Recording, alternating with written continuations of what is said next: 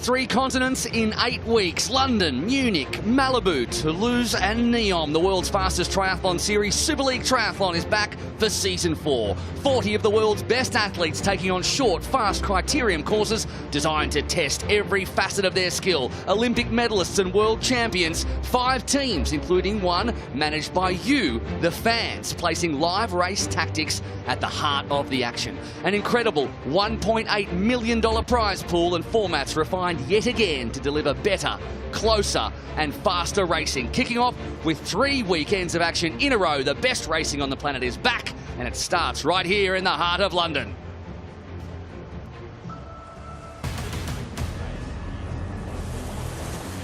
Intense, high pressured. The fight's real from the start. Triathletes have to be willing to put everything on the line.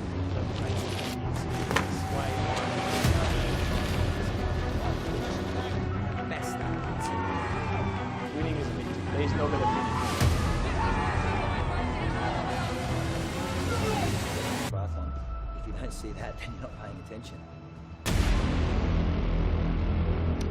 Well, it's been exactly 1 year and we are back at London's West India Quay, and it's time for the opening shots to be fired for the Super League season. And again, we start with the triple mix, the very first format ever raced in Super League Triathlon. 3 stages, each mixing the traditional order of disciplines. We start with swim, bike, run, you can see there, then run, bike, swim, and then we finish with bike, swim, run. First across the line is the winner. Every second counts, though, with a stage 3 pursuit start and the 90-second rule. Any athletes falling more than 90 seconds behind the leader, well, they're eliminated. But supreme performance, that will earn a short shoot. It is controversial and it is back. The short shoot is a shortcut that can be earned by being first across the line in the stage 1 swim, bike and run, and then taken on the first lap of the final run home in stage 3. With individual and team points at stake, it's now up to the team managers to allocate any short shoot earned to any member of their team. Will we see the athletes specifically directed to earn them for their teammates, like a domestique for the lead rider in the Tour de France? Well, we'll have to wait and see. And it will all happen on this epic London course.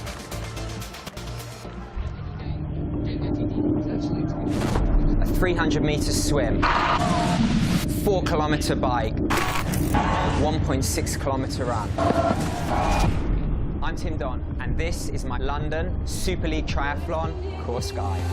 So the race starts with a 300-metre swim.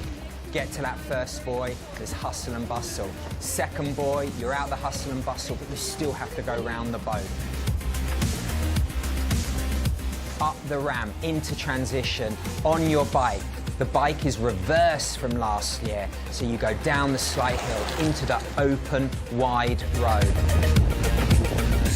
We turn right, we do the U-turn, we turn left, right onto those cobbles, then you hear the grandstand, you hear the crowds, you hit the transition, bike down, trainers on, full gas, 1.6 kilometres.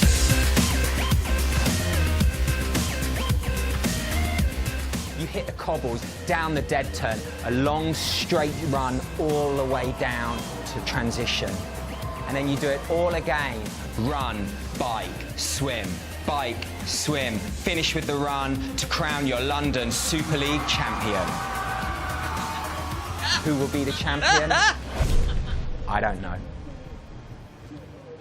What a course it is, what a day we have, and what a field we have for the women coming up very, very soon. Look out for Taylor Spivey in the Rhinos. For the Cheetahs, Sophie Colwell is racing here at home. She needs a big one, and she's going to have to get over the top of some great Brits in Beth Potter and Kate Woff in the Sharks. Non-stand for the European champions, Sian Rainsley, and our 2021 champion, Georgia Taylor-Brown. There is a decidedly British flavour in the women's field, and leading the charge, last year's champion Georgia Taylor-Brown. GTB stole the series from Jess Learmonth last year, and this time she'll be looking to lead from the outset. And it may be Beth Potter that stops her. The Scots' supreme run has been paired with vastly improved swim-bike efforts. Add in Sophie Colwell, the ever-improving Sian Rainsley, and the new European champ Non-Stanford, and there's plenty to like out of the UK. So, who can challenge? Well, look no further than France's Cassandra Beaugrand, arriving as a wildcard this series and looking in excellent form.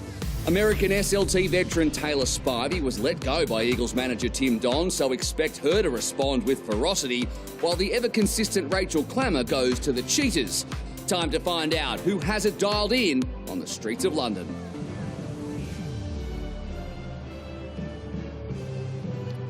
The stage is set and we are ready to go. My name is Will McCloy, and alongside me in the commentary box, 2018 World Champion Vicky Holland joins me once again. And as always, my compatriot Chris McCormack, 4-time World Champion, is here too as the walkouts begin. And we start with the Rhinos. There is Hannah de Vet, and a great field, a deep field, and some new names as well, Vicky.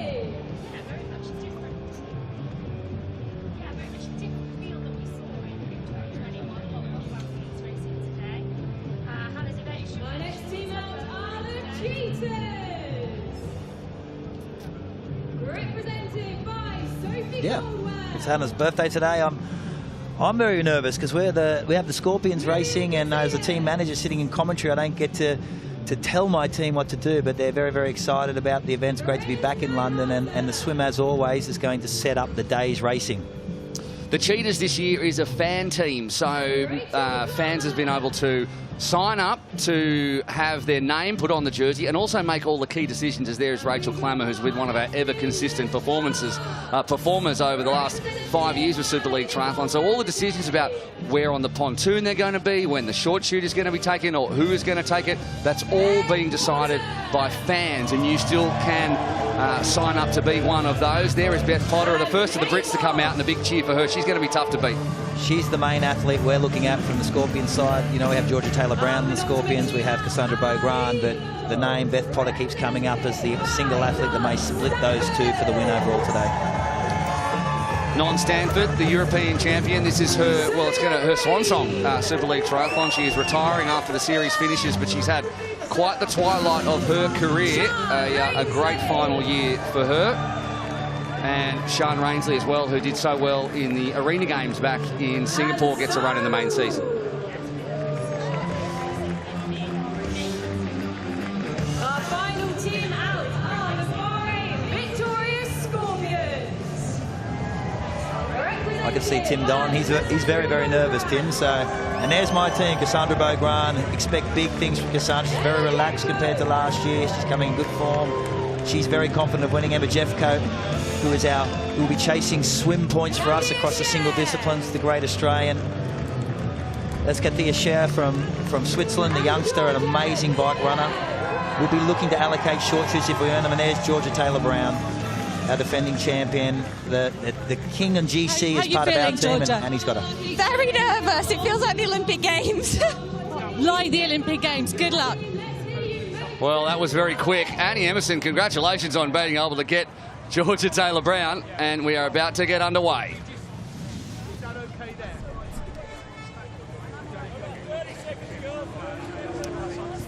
The season begins right here in West India Quay, and the Scorpions on the far side, they got that selection through Chris McCormack actually in the pontoon draw. That looks to be potentially the best part, so look for the great swimmers in Georgia Taylor Brown and Cassandra Beaugrand to lead out in the red. That's on the right-hand side of your screen. Closest to you, Sean Rainsley, Non-Stanford and the Eagles. Then the Rhinos, and in the middle, the purple of the Sharks.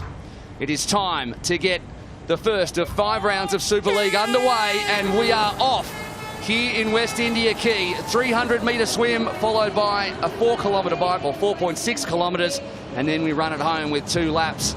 And that is the first stage of the triple mix. Now, don't forget, every second loss to the leader in stage 1 and 2 will be paid for in stage 3, which is a pursuit start, and it's a fast and frantic beginning to this one. And that is Sophie Caldwell there with the Cheetahs suit on. We can see her leading. Alongside her is Cassandra Beaugrand of the Bahrain victorious Scorpions. No surprise to see those two out super fast, and with the Eagle suit on there just to the left of screen, I believe that's Sean Rainsley. So 3 of the very, very top swimmers in the sport doing what they do best and leading out to begin with. there is a big sign on that bridge that says, please, no spectators, walking only, and everyone is ignoring it because the racing is just too good. What a crowd we have down here. There's actually a half marathon going on just up the road, so plenty of endurance sport taking place in the heart of London on this wonderful Sunday at the end of summer as they head to the first buoy. You can see there's not much room there between the buoy and the end of the course, as it's a Beau Grand there in the front. And a little fist pump there from the Bahrain Victorious manager, Chris McCormack. Yeah, very excited. That was the instructions we gave. We need to chase points. Last year, Tim Don was very, very clever with his point scoring across the individual disciplines, with the first out of the water not only scoring a short shoot, but potentially scoring 6 points for the team. So my instructions were to get 3 of our team members or as many into that top 3 as we possibly can, with the start being so important. Cassandra is so quick off the block. She settles into her swim very well. And Georgia Taylor-Brown was instructed to stay as close to Cassandra's feet as she possibly could. All right, they're strung out too. It doesn't take much at the pace that these athletes go to really string out the field. I think it is Spivey behind. She wanted the swim. She would like the swim to be longer, to be fair, because she's such a great swimmer. She'll obviously be on home soil in a couple of weeks in Malibu. Now, don't forget that there are team points to be won. So the first person, or the fastest swim of the day, the fastest bike of the day, and the fastest run of the day will earn points for their team. So there is something to be won there, as well as the short shoot. So the first person across the mount line, so that includes transition after the swim, will pick up a short shoot for their team. Obviously, Cassandra Beau Grand and the Bahrain Victoria Scorpions in the box seat at the moment. There is Georgia Taylor-Brown coming up on the feet of who I think is Spivey as well. So 2 Scorpions at the front. And then the same will happen in the bike and the run. So 3 short shoots on offer as they're going dangerously close to that barnacle-covered boat. That's Emma Jeffcoat right near the boat. So it is Jeffcoat, you're right, the Australian. Have had a great start. We picked that left side of the pontoon because it looked like a straight shoot to the buoy, and all the other athletes had to move across and get congested. So the thing Taylor-Brown left of screen there. Yeah, has she been instructed, Taylor Spivey, to go after the swim points? That's a difficult thing when you're looking at the races from an individual perspective, what the instructions of the other athletes have been given to pursue points. Yeah, this is Sian Rainsley for the Eagles there, and sitting in second, third place with Jeffcoat and Cassandra Beau Grand about to get out first and second. So the race is on really to get to the mount line for that short shoot. First treated out of the water is Sophie Caldwell, and there are the splits. But, of course, it's all about who crosses the mount line first. So have a good transition. The helmet goes over for Beau Grand. She will get it. She will pick up the short shoot, it looks like, and it's Jeffcoat right behind. So 2 great transitions. There's Taylor-Brown. The Scorpions are going to go 1, 2, 3 across the line. All over it. Short shoot for Cassandra Beau Grand, or for the team. It can be allocated by Chris McCormack here. And 3 Scorpions at the front. Rangeley in the mix as well. Caldwell, Kate Woff with a good swim, and Nat Van Coverden, the Australian. Taylor Spivey was back down in 8th. And that's Emma Jeffcoat there. She's taken a real... Oh, we've had a bit of a crash here. That's Sian Rainsley, I think, who was doing so well, 4th out of transition, but seems to have had a little bit of an issue as they rounded that first corner at the start of this bike leg. But this is back at the front. That's Emma Jeffcoat, so she's really stolen a march on Cassandra Beau Grand and Georgia Taylor-Brown as they came out of transition, just sitting behind the motorbike here, really trying to take some advantage of these early lead that the whole Scorpions team seem to have managed to get out of. What a draft pick by us. Emma Jeffcoat is a front racer. If you take your mind back to Singapore in 2018, she was off the front for most of the day. She has a big swim. She likes to dictate terms on the front of the bike, which sets up Cassandra and Georgia Taylor-Brown for the Scorpions to have a great day. Also in that back group, I see is Kathia Shah, the young Swiss, who's not renowned for swimming. She's 21 years of age. She's come across, that's her, I think, in 3rd position, or is that Georgia? I think that's Georgia just behind Sophie Caldwell there. Oh, no, here she is here in the next group. The next group. I missed the wrong group. All right, so Caldwell, then Spivey and Jean Lahaire are the 2 Eagles there from Sophia Green, Kate Woff as well. No sightings of Beth Potter in that front group just yet, so she's a little bit further down than she would have liked to be probably at this point. I know she's worked incredibly hard on her swim over the last year or so and has had some blinding swims, including being first out the water at Commonwealth Games just a month or so ago. Those cobblestones, I had a lap around there yesterday. It is an extremely rough course, and those cobblestones are tough as well, especially because we've reversed the course, so you come off a 90-degree turn, so you're not heading fast across all of it. You've got to accelerate over the cobblestones as Jeffcoat makes the first of 4 laps onto the black carpet. 3 more laps to go, and the Scorpions sitting in the box seat at the moment. It looks like Beau Grand's going to be caught up by Caldwell and the group with Taylor-Brown, Spivey and the rest there. And that goes back to Natalie Van Koven, and so the top 10 are now 7 seconds ahead of the next chase group, and Beth Potter is 14 seconds off the pace in 16th at the moment. Yeah, I can see this pack all coming together quite soon now. Emma Jeffcoat's been off the front for a lap, but you can tell when someone starts looking behind, they know that group's coming up to swallow them. Georgia Taylor-Brown in that group, as well as Cassandra Beaugrand, still looking incredibly good for the Scorpions at this early stage. There's a short shoot on offer for the fastest bike lap, so it's important for the athletes. It's for the first over the mountain line at the end of the bike. At the end of the bike. Oh, it is the short shoot. Points on offer for the... points, that's right. There is points on offer. The points are on offer for the fastest bike lap. So, have you instructed anyone to go out there and try and nail a fast bike lap? They've got stage 1 and 2 to post the fastest splits from Swim Bike and Run. We've given instructions that the athletes can make those decisions out on course, but to be aware of the importance of accumulating those points and how to get the fastest bike lap. A lot of people are thinking the fastest bike lap is about putting down a full lap as hard as you possibly can, but if you can sit at the back of the group across that mountain line and then move to the front by the end of the first lap, it's 4 or 5 seconds quicker than the athlete that was on the front. So that's a good way of getting a fast time but staying in the individual racing. So the graphic at the bottom of your screen shows that we have completed in stage 1 the swim and the first lap of the bike. We're about to complete the second lap of the bike, the group coming together, and now Georgia Taylor-Brown, our champion from last year, on the front. So I expect the crowd to enjoy that, with 2 Brits leading the way, Sophie Caldwell behind. What kind of form is Georgia Taylor-Brown in, Vicky, at the moment? Yeah, Georgia's been in great form all season. She's currently leading the World Series rankings as well, which I think is a testament to where she's come to as an athlete. She's just coming off her first ever altitude block. She's been in Font-Romeu in France, so I think it's a bit unknown how she's going to respond to that. Some athletes absolutely love it and some don't, but she's happy and she's healthy. You know when she's on the front of the bike pack that she's going to be putting that power down. You can see how strung out that bike pack is as well, and that's a testament to this course as well as Georgia's bike power. There's no real time for it to bunch up, for athletes to take a break, because there's constant corners, there's the cobbles to deal with. You can never really sit in and relax. Beautiful shot there showing the CBD of London in the background. A fantastic place to race here in London. And Taylor-Brown has done her turn at the front. And it's Sophia Green who takes her turn now. It's a brilliant start for Sophia Green, one of our young British up-and-coming stars. She's a Scot, raced Commonwealth Games this year for Scotland, now based in Loughborough. But this is a fantastic start for her. Great swim, and being in that front group of, we've got about 10 athletes there away at the front. That's a brilliant start for her, and I'm sure she will be really pleased, as will team manager Tim Don. Absolutely, he knows how to pick them, the reigning champion Eagles manager. And possibly the most tactical, I think, of the managers. Without question. A deeper thinker than Chris McCormack. I don't like to say that as I'm sat next to Chris McCormack, but, you know. Without question. We know the work that Tim puts in, right? He certainly does. To pick the right team. Lap 3 down, 1 more lap on the bike. Sophia Green, the 22-year-old, used to compete actually for Scotland in ice skating before switching over to triathlon. She takes her turn on the front and pushes this group of 10 a little bit further away now. The gap was only about 6 or 7 seconds, and it looks to be a little bit more to the chasing pack. Now it's, nearly 10 seconds to Kathia Shah, Verena Steinhauser, both making their debut, and then Stanford and Rainsley, who's managed to recover herself to be in the middle of that chasing pack. Beth Potter also there, Rachel Klammer, who we'd expect to be a bit further up the order. She actually has, on paper, the best bike splits of anyone in this field, Rachel Klammer, but at the moment she's 14 seconds in arrears, and Hannah de Vet from Belgium last of all.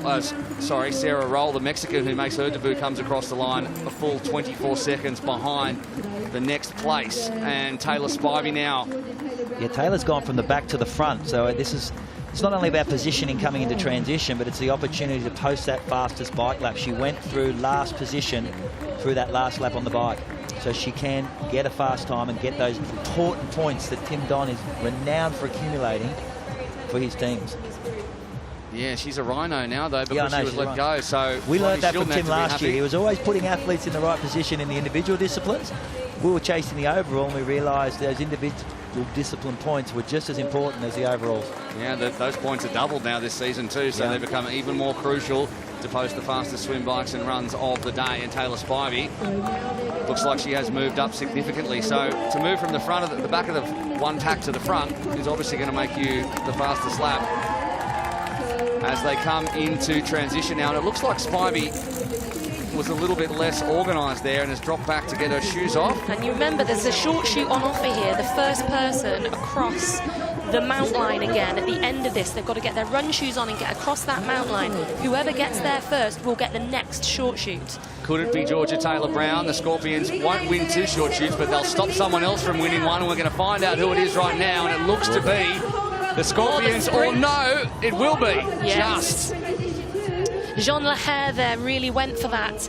She really made a big effort to try and stop Georgia Taylor-Brown and the Scorpions picking up the second short shoot. Of course, they won't get to use 2 short shoots, but they have blocked the Rhinos from getting to take one of them. Clever. Cassandra Beaugrand is a lot further back than I anticipated. I thought she'd move for transition quick. She was keen to basically track Georgia Taylor-Brown for the entire race. She's a lot further back than I think she'd like to be. She's got a lot of work to do with Beth Potter on screen. Sean Rainsley on her heels as well. It's the place to be, though. If anyone can cover that gap, it is Beth Potter. But now the Scorpions, having taken 1 short shoot, have denied another, and the first person across the line at the end of this 2-lap run will take the 3rd short shoot. So if Georgia Taylor-Brown can have the run we know she can have, it is only going to be 1 short shoot at the end of the first lap of the last run, and it is going to be owned by you, Chris McCormack. So congratulations. And that run that we know so well, the high shoulders, the steady gaze, that's Georgia Taylor-Brown looking like she's not trying, but running away from a field. Very frustrating to race against her, I can confirm. Always looks the same. Georgia never looks too in distress. Very relaxed, lovely run style. And she seemed to eking out a little bit of a gap now, already so early on this run, but she's striding away from the others. That altitude there is the short shoot. Yeah. So that's our first look at the short shoot. When they get to stage 3, that is the gap, the shortcut, I suppose, that they're going to be able to take. And that little bit there that they have to run extra, that's downhill and uphill. It doesn't look like it on the camera here. So to be able to avoid having to do this dead turn and turn uphill is quite a big benefit. It just also interrupts your stride so much more to have to go down, do that U-turn and come back up again. If they're getting to turn at the top of that little rise, that's a huge benefit. And if you watch the runners as they go across those cobbles, they stay right on the crowd barriers because there's a tile along there that stops that tiny flat section. Yeah, flat section, so you can get that footing that you need to keep that tempo on. Georgia did that really, really well, that entire cobble section. You can just see in the back of that shot, Cassandra Beaugrand in that red Scorpion suit, just starting to move her way up the outside of that pack. She didn't have the greatest transition and didn't look fantastic for about the first couple of 100 meters or so of this run leg, but she's now starting to find some form as we see her come up. She's already overtaken Jean Lahair. She's coming up on Sophia Green in front of them, Sophie Caldwell, Taylor Spivey, but then a big gap now to Georgia Taylor-Brown. She's already got nearly 5 seconds on everyone else after that first lap. So as it stands, 2 short shoots, you can take one. Naka, looking at your team right now, who takes it? Or do you not want to give that away just yet? No, but there's another stage to go, but you know, I don't really want to split Cassandra and Georgia Taylor-Brown. They're racing so well. They're obviously at the front of the race anyway. There's no use picking favourites within a team. So at this stage of the race, I'd probably hand that off to Emma Jeffcoat. You know, we need to score those points. She can move past 4 or 5 athletes, which is 4 or 5 points. So, you know, at this stage, Emma Jeffcoat would be getting a short shoot. In terms of faster splits at the moment, the team points will go to Cassandra Beaugrand for the swim. Will go to the Scorpions, of course. They can also beat that in stage 2, but you'd think the fresh swim at the beginning is going to be the one that picks up the points, as Beaugrand's now moved herself into 3rd position behind Taylor Spivey. The fastest bike split was picked up by Miriam Casillas-Garcia, who's part of the SLT Cheetahs fan team. So unless there's a super quick bike in the second stage, those full 8 team points will go to the Cheetahs. They're important points. There's a lot to be decided. Look at this guy in the background. He is really digging in to try and stay with GT, but he's done. That's enough. He's going to go and tell everyone that he ran with Georgia Taylor-Brown today. Enough of that. 40 metres is enough. Taylor's finally having a great day. She's looking really good, actually. I don't think she's lost any more time. If anything, she's maybe made up a tiny bit of time on Georgia Taylor-Brown there, as has Cassandra Beaugrand, who's moved herself steadily into 3rd place, possibly even going to overtake Taylor Spivey here. In that first lap, so far, Beaugrand and Taylor-Brown have equal time splits. Both took 5:11, 4 seconds ahead of Spivey, Green and Caldwell. So the cream really rising to the top. Our reigning champion and, for many people, the main contender are at the front, and Taylor Spivey will take a lot out of this for the Rhinos team. Might even get over the top of Beaugrand late. Don't forget, every second counts here. Taylor-Brown will put these seconds in the bank for the start of stage 3, and it is a sprint between Beaugrand and Spivey. But stage 1 is won by our reigning champion, Georgia Taylor-Brown. Down the black carpet, Spivey and Beaugrand cross together. And now the clock starts ticking. 2 minutes recovery, and that starts as soon as GTB crosses the line. Caldwell ahead of Potter, who has a big run. Massive run for Beth Potter there to get through up to 5th place. They're just pipping Sophia Green on the line, but that's huge for her, trying to limit her losses after a bit of a shaky start on that first swim. But to put herself back up there, 14 seconds down, that's a bit of a salvaging of what had started off to be not her best day. Not a great day for non-Stanford either. She's 25 seconds in arrears. She could almost put her chances to bed there. Now, like a 25-second gap already after stage 1, it means she has 25 seconds less to recover, and she starts again. And this is where we see the gaps really start to spread. Yeah, that was a huge gap to have on stage 1. But with the starting of stage 2 being with the run, someone like non-Stanford will look to really use that and try and see if they can put some big gaps in on the athletes who maybe finish just a little bit in front of her, but that she can outrun on just pure run speed for this first stage of the second race. So, second stage of the triple mix starts with the run, as Vicky said, then we head out onto the bike and finish with the swim. And it's all about to begin. There is no rest for the wicked here in London. All right, fantastic. Well, that was 30 seconds until the run starts at the moment. The Scorpions have 2 of the fastest splits, but the run splits in this first run will be where it's won and lost, because it will be quick. Yeah, we have athletes who really need to claw some of that time back. Yeah, Cassandra Beaugrand currently has the fastest run split, but the fastest run split we're expecting for the whole race should come from this leg here as they're starting with it. So 4:56, I believe, was the time we saw for that second lap. So anyone needs to go faster than that if they want to take it away from Cassandra Beaugrand. She's got a great run on her. I mean, this is what we'll see again here as they prepare to make their way out for the second stage.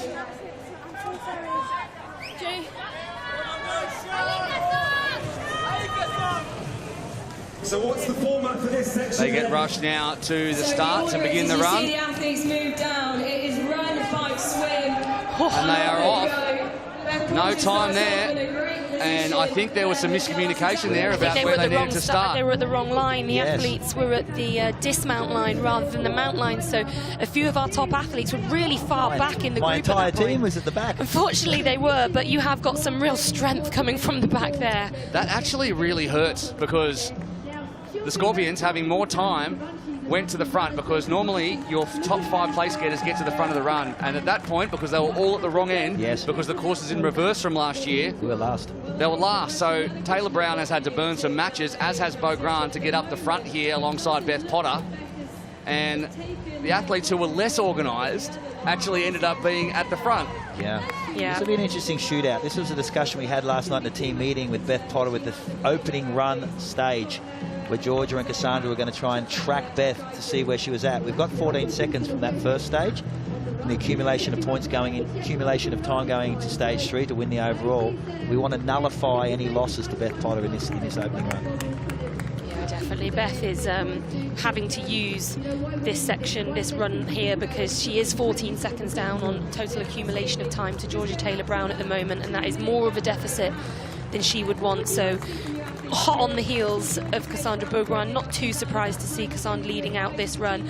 Georgia Taylor-Brown has steadily moved her way through the field, but perhaps sensibly hasn't shot right to the front. That might have been burning maybe 1 or 2 matches too many for this point in the race, knowing that she had that slight mess up being too far back at the start of that run section, but just slowly moving her way back forwards to the front of the race again.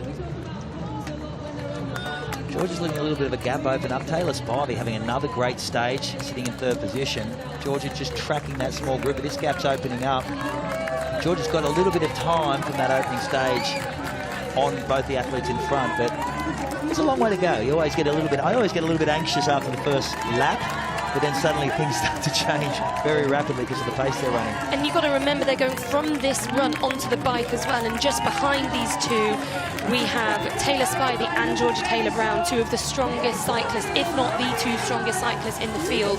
So it will be quite difficult for these 2 athletes to stay away with just a small gap, but on this course it's actually really possible because of those tight turns. It's not a huge amount of time to put down real power, it's more about your technical expertise.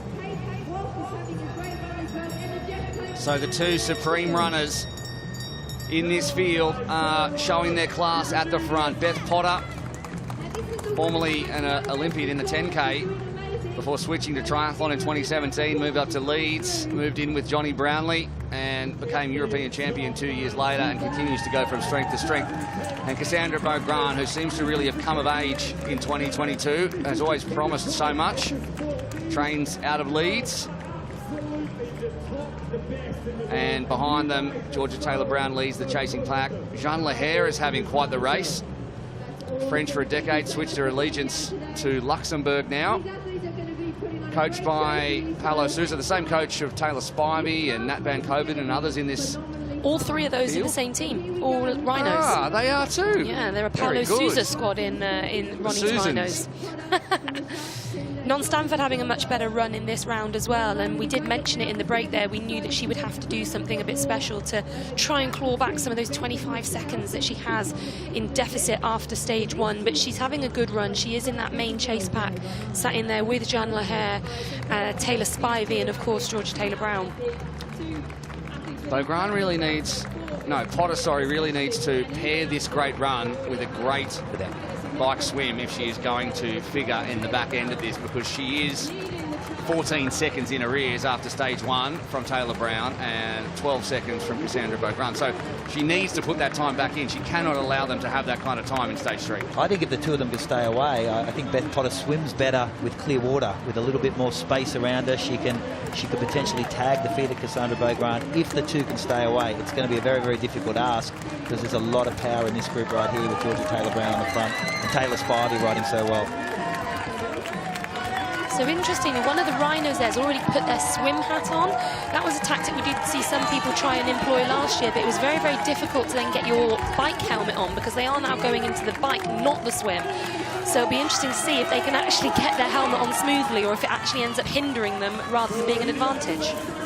Beaugrand there really accelerated at the back end to hold off Potter. I wonder whether she was thinking about making sure she got that fastest run split, which I think she will have got the team points there, a 4:51, so that is the quickest. A few seconds faster than she was at the end of stage 1, so more team points there. It actually goes 8:64, so there will be 6 points to go to the Sharks for that one as well. And it looks like Taylor-Brown will pick up the 4 points. Very fast transition from Jeanne Lahair there. She came into transition 7 seconds behind Beaugrand, but by my estimations that was only about 3 or 4 seconds by the time she mounted her bike. Without any biases, Kathia Shah on my team has moved up past Jeff Coate. There was a 5-second deficit. I'm texting my guy down on the ground to make sure we allocate the short shoot to the highest scoring athlete we can get, with only 3 scoring. So with Emma isolated on her own, Kathia Shah could move into that short shoot position and take an advantage if we need those points. All right, at the front now is the pairing, the French woman and the Scots woman, and we're going to head down now to Annie Emerson with one of our assistant managers. Stuart Hay standing in for Michelle, who's busy doing other things. What happened to Beth Potter in the swim? We saw her so strong in the Commonwealth Games. Yeah, it looks like she didn't have the greatest of swims, but she worked hard on the bike. She had a second fantastic run, and now she's back in the lead, so she's doing well. Her run's her strength. Remember, she's 5K world record holder, so really excited to see what she can do now. How much is it going to hurt an athlete, though, trying to pull back 14 seconds? That's pretty hard, but she is a good athlete, and as time goes on, I think she will make up time. But we've got a lot to see. I mean, anything can happen in this race. It's so fast and exciting. Great stuff. Thanks, Stewie. Stuart Hayes, assistant manager for the Sharks, and of course Olympian himself, raced on the streets of London alongside Alistair and Jonny Brownlee back in 2012. First lap of the bike, first time over the cobblestones in stage 2, and it's really starting to hurt now for these athletes as the motorbike leads. The same pair we've been watching. See Sophie Colwell just leading that chase group there, down on her tri-bars as she came through the mountain line there to get that lap split, really trying to do some damage and take back that time gap. It's now down to just 3 seconds, and I do think that this group here will reel in the leaders of Beaugrand and Potter, but they're not quite there yet.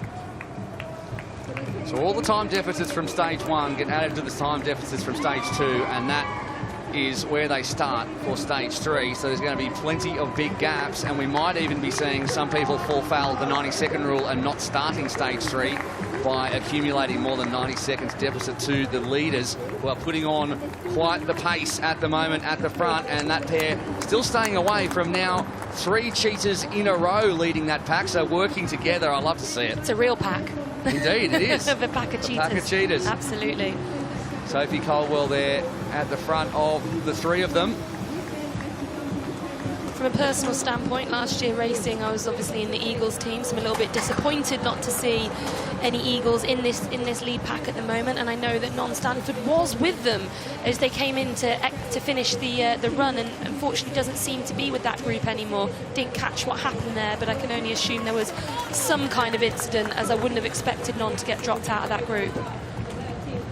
She's not showing up in this first set of time splits as they complete lap 2 of the second bike, or the stage 2 bike, and come out onto the quayside once again.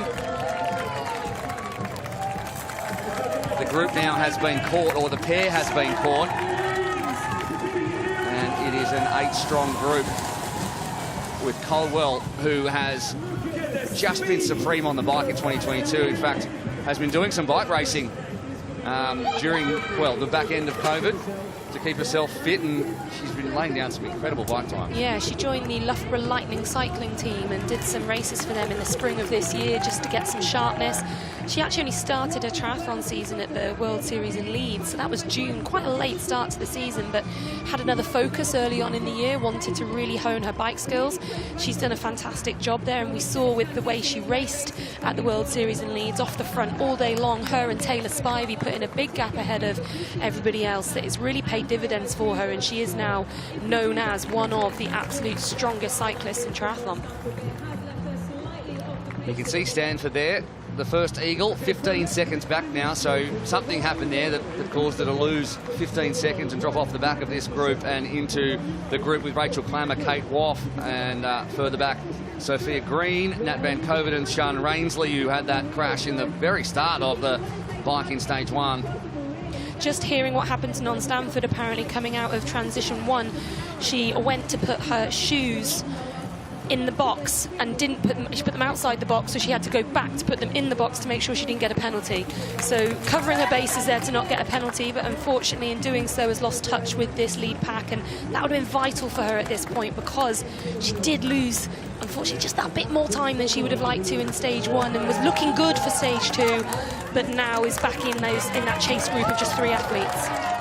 At the back of the pack, I believe that Sarah Roll has been eliminated. Hannah De Vet is right on the cusp of being eliminated as well, by virtue of the 90-second rule, because at the front the pace is not stopping. Now, by the end of this bike, the team managers will have to have nominated who will get their short shoot. Now, the only team manager who that is relevant for at the moment is sitting in the commentary box with us, but Michael Gilliam, the assistant manager, is down on the ground. The phone is in the hand. A little bit quiet because I've been calculating the times at the moment, but yeah, we've made that decision. We have made the decision. We're going to see it up on a board in a minute down in transition, but do you want to just tell us who it is? We're going to hand it off to the Swiss Katia Scher, who's going to get the advantage, I think. She's having a good stage too, yeah. And she's not as strong a swimmer, but she's in a great group here. Georgia Taylor-Brown and Cassandra Beaugrand can handle themselves in the water. And that advantage from that last race, I think, will get the points with her. We're going to let them shoot it out for the win, but it's not a foregone conclusion yet. It's like not choosing between the two who are too close. You don't want to make a favourite child out of this. Exactly. So you're giving it to the one who might make up 1 or 2 places by getting that little short shoot there. And we did see where it's placed on the run. That could really be vital. Yeah, well, thinking about it, we think either Cassandra or Georgia Taylor-Brown are going to win the overall. It's quite obnoxious of us to think that, but that's sort of how we've gone. And yet we just accepted it from you. We're like, yeah, that sounds like Macca. But, it's all about the accumulation of points. If we're getting maximum points there anyway, there's no use splitting your favourite child. They're going to... From a points chase, it's not an individual. Let the individuals sort that out themselves, but from a team's perspective, we're on a points chase. Keeps it's about team harmony as well. It does, exactly. Well, they both look on supreme form, so it's not as if there's any clear favourite there between the two of them. Both have taken turns leading this race, and they will come off the bike right now and swim their way to the end of stage 2, where we will find out the exact split. So 1 swim left. Cassandra's a little further back than I'd like it to be, with Sophie Corbell on the front, who can swim. Beth Potter's put herself in a great position to have a great swim. But Georgia Taylor-Brown, what a transition. So this is where they've got to get their hats and goggles on. In not a very long space of time at all, you'll see they run all the way down the back of these transition racks, down the ramp, and dive into the water straight away. So they're not far away now, and they've got to get those hats and goggles on in time before they dive in. That is Super League Triathlon, creating a new discipline out of everything. Chaos. So now you have this much time to put your cap and goggles on and get in the water for another 300 to end stage 2. Taylor Spivey there with a fantastic transition. She was tucked in the middle of that pack, didn't see her until she nipped round Beth Potter, hat and goggles on absolutely perfectly, delivered that discipline we just spoke about there brilliantly, and is now leading.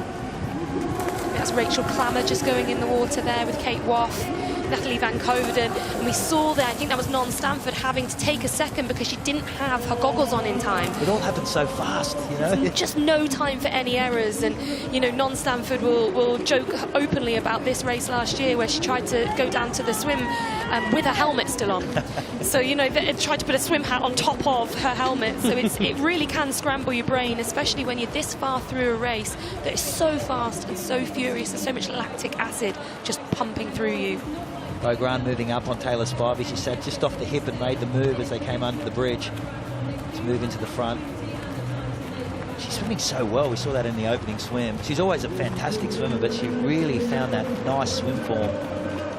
Yeah, she's got a beautiful, relaxed swim style, and we've seen her lead out quite a few World Series races this year as well. So her swim has really massively improved, and we know she likes these short distances.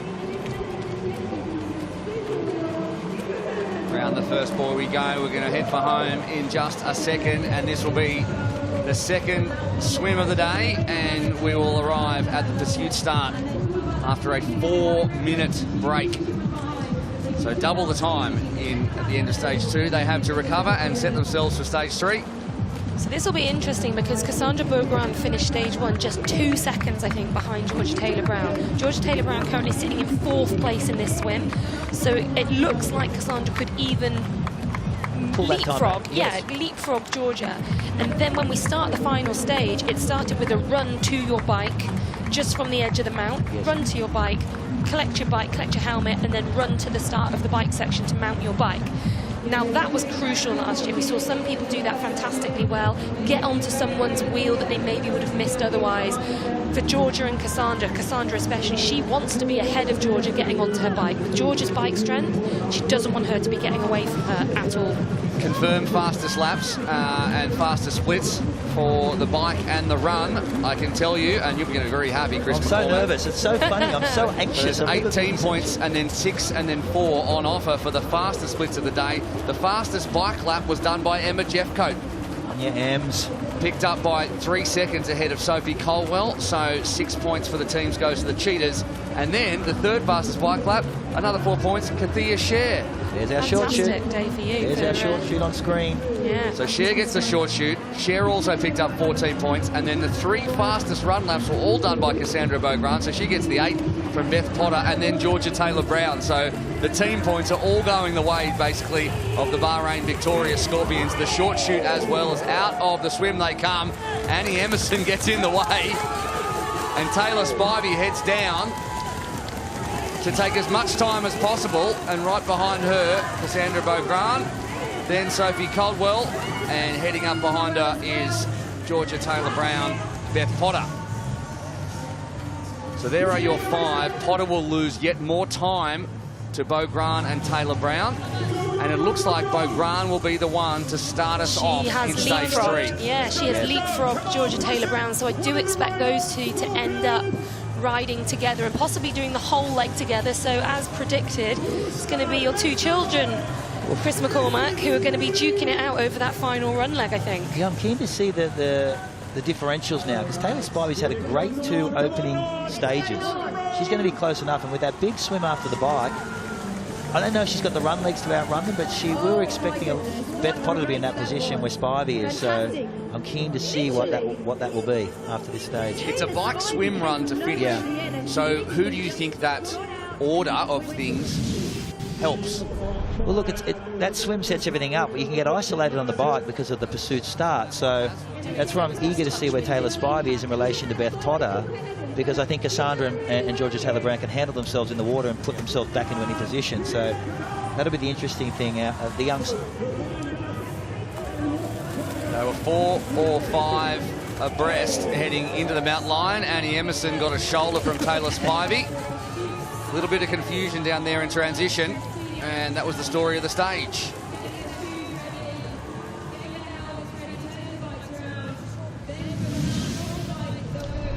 All right, we take a breath and we get ready for the stage where it all matters. It's going to be bike, swim, run at home, and we are going to have some running race on our hands, and it could be between 2 Bahrain Victoria Scorpions, with Taylor Spivey putting herself in the mix as well. The crowd's very deep there on the home straight, and we're going to head down now to transition to Annie Emerson, who apparently has recovered from that shoulder charge. Sophie, what a first leg, but it's tough out there. Talk us through that bike course. Yeah, it's tough. Like, you need to kind of be on the front, and then you're trying to conserve energy, and then you basically just ride it really hard. So yeah, but it's good fun. You've just got to kind of think about the stages ahead, but now we're in the last one, it's just all out. So yeah, all to play for. And the swim as well. The athletes yesterday talking about how narrow it is, but you cruise round that final swim just there. Yeah, it's when you dive back in after you've already raced, your arms are like jelly, so just have to keep getting and then trying to find some feet just to pull you around. But yeah, it's tight. Great stuff from Team Cheetahs, seeing 3 of you in the top 8 there coming off the bike, but some of the girls picking up a penalty for not putting their shoes in the box. I know, well, it's just those small things I suppose you pick up as you go, but yeah, just got to keep thinking. Great stuff. Good luck, Sophie. Let's take a look now at the splits. So for the pursuit start in stage 3, it's in fact going to be, well, that's the results. Taylor Spivey, winning that one from Cassandra Beaugrand, who will end up starting in the pursuit start at the front. Sophie Colwell, Georgia Taylor-Brown and Beth Potter, so 3 Brits in a row. Good effort there from Verena Steinhauser, who held off Nicole van der Kay, Jeanne Lahair, Miriam Cassia and Cassia Scher. Nat van Kovenen was in 11th. Not a great one from Sian Rainsley, Rachel Clammer, non-Stanford as well, having to go back. She lost some time there as well.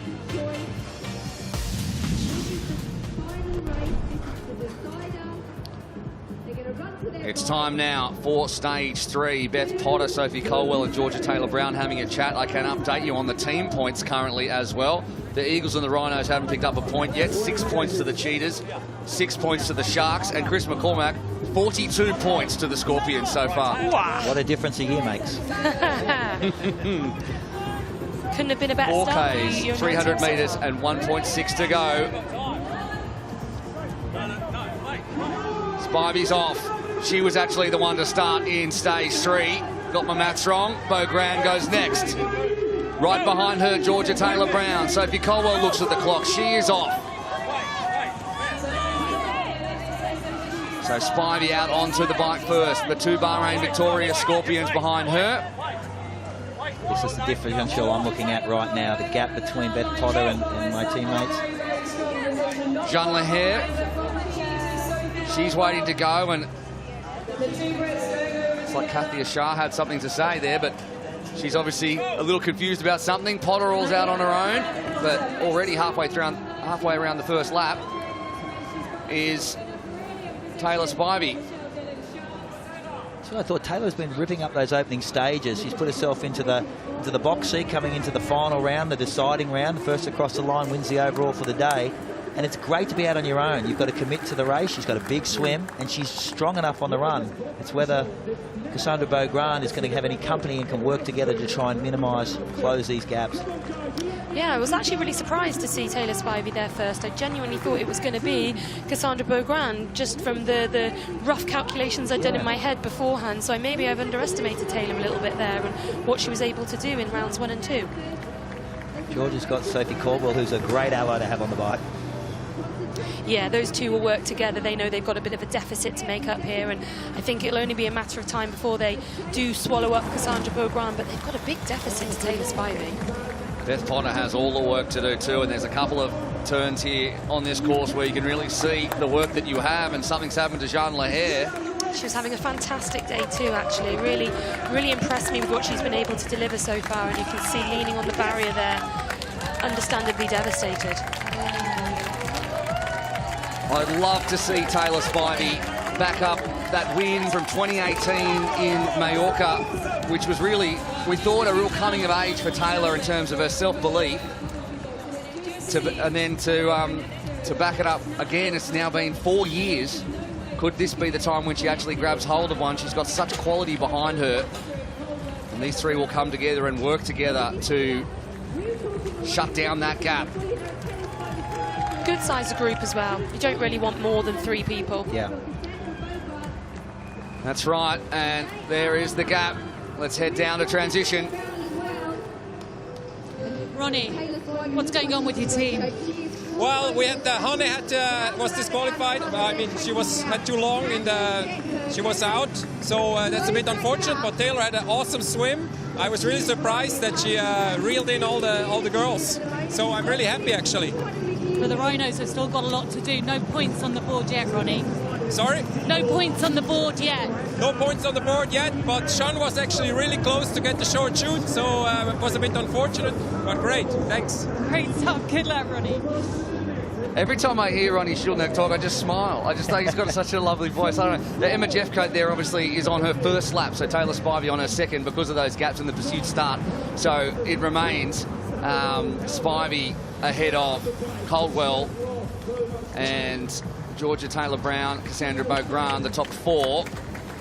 Taylor doing everything right, Taylor Spivey. She's just committed to the attack. She's got the advantage from the first 2 stages. She said, you know what, head down, let's go. Let's run my line through this course. It's better to be alone.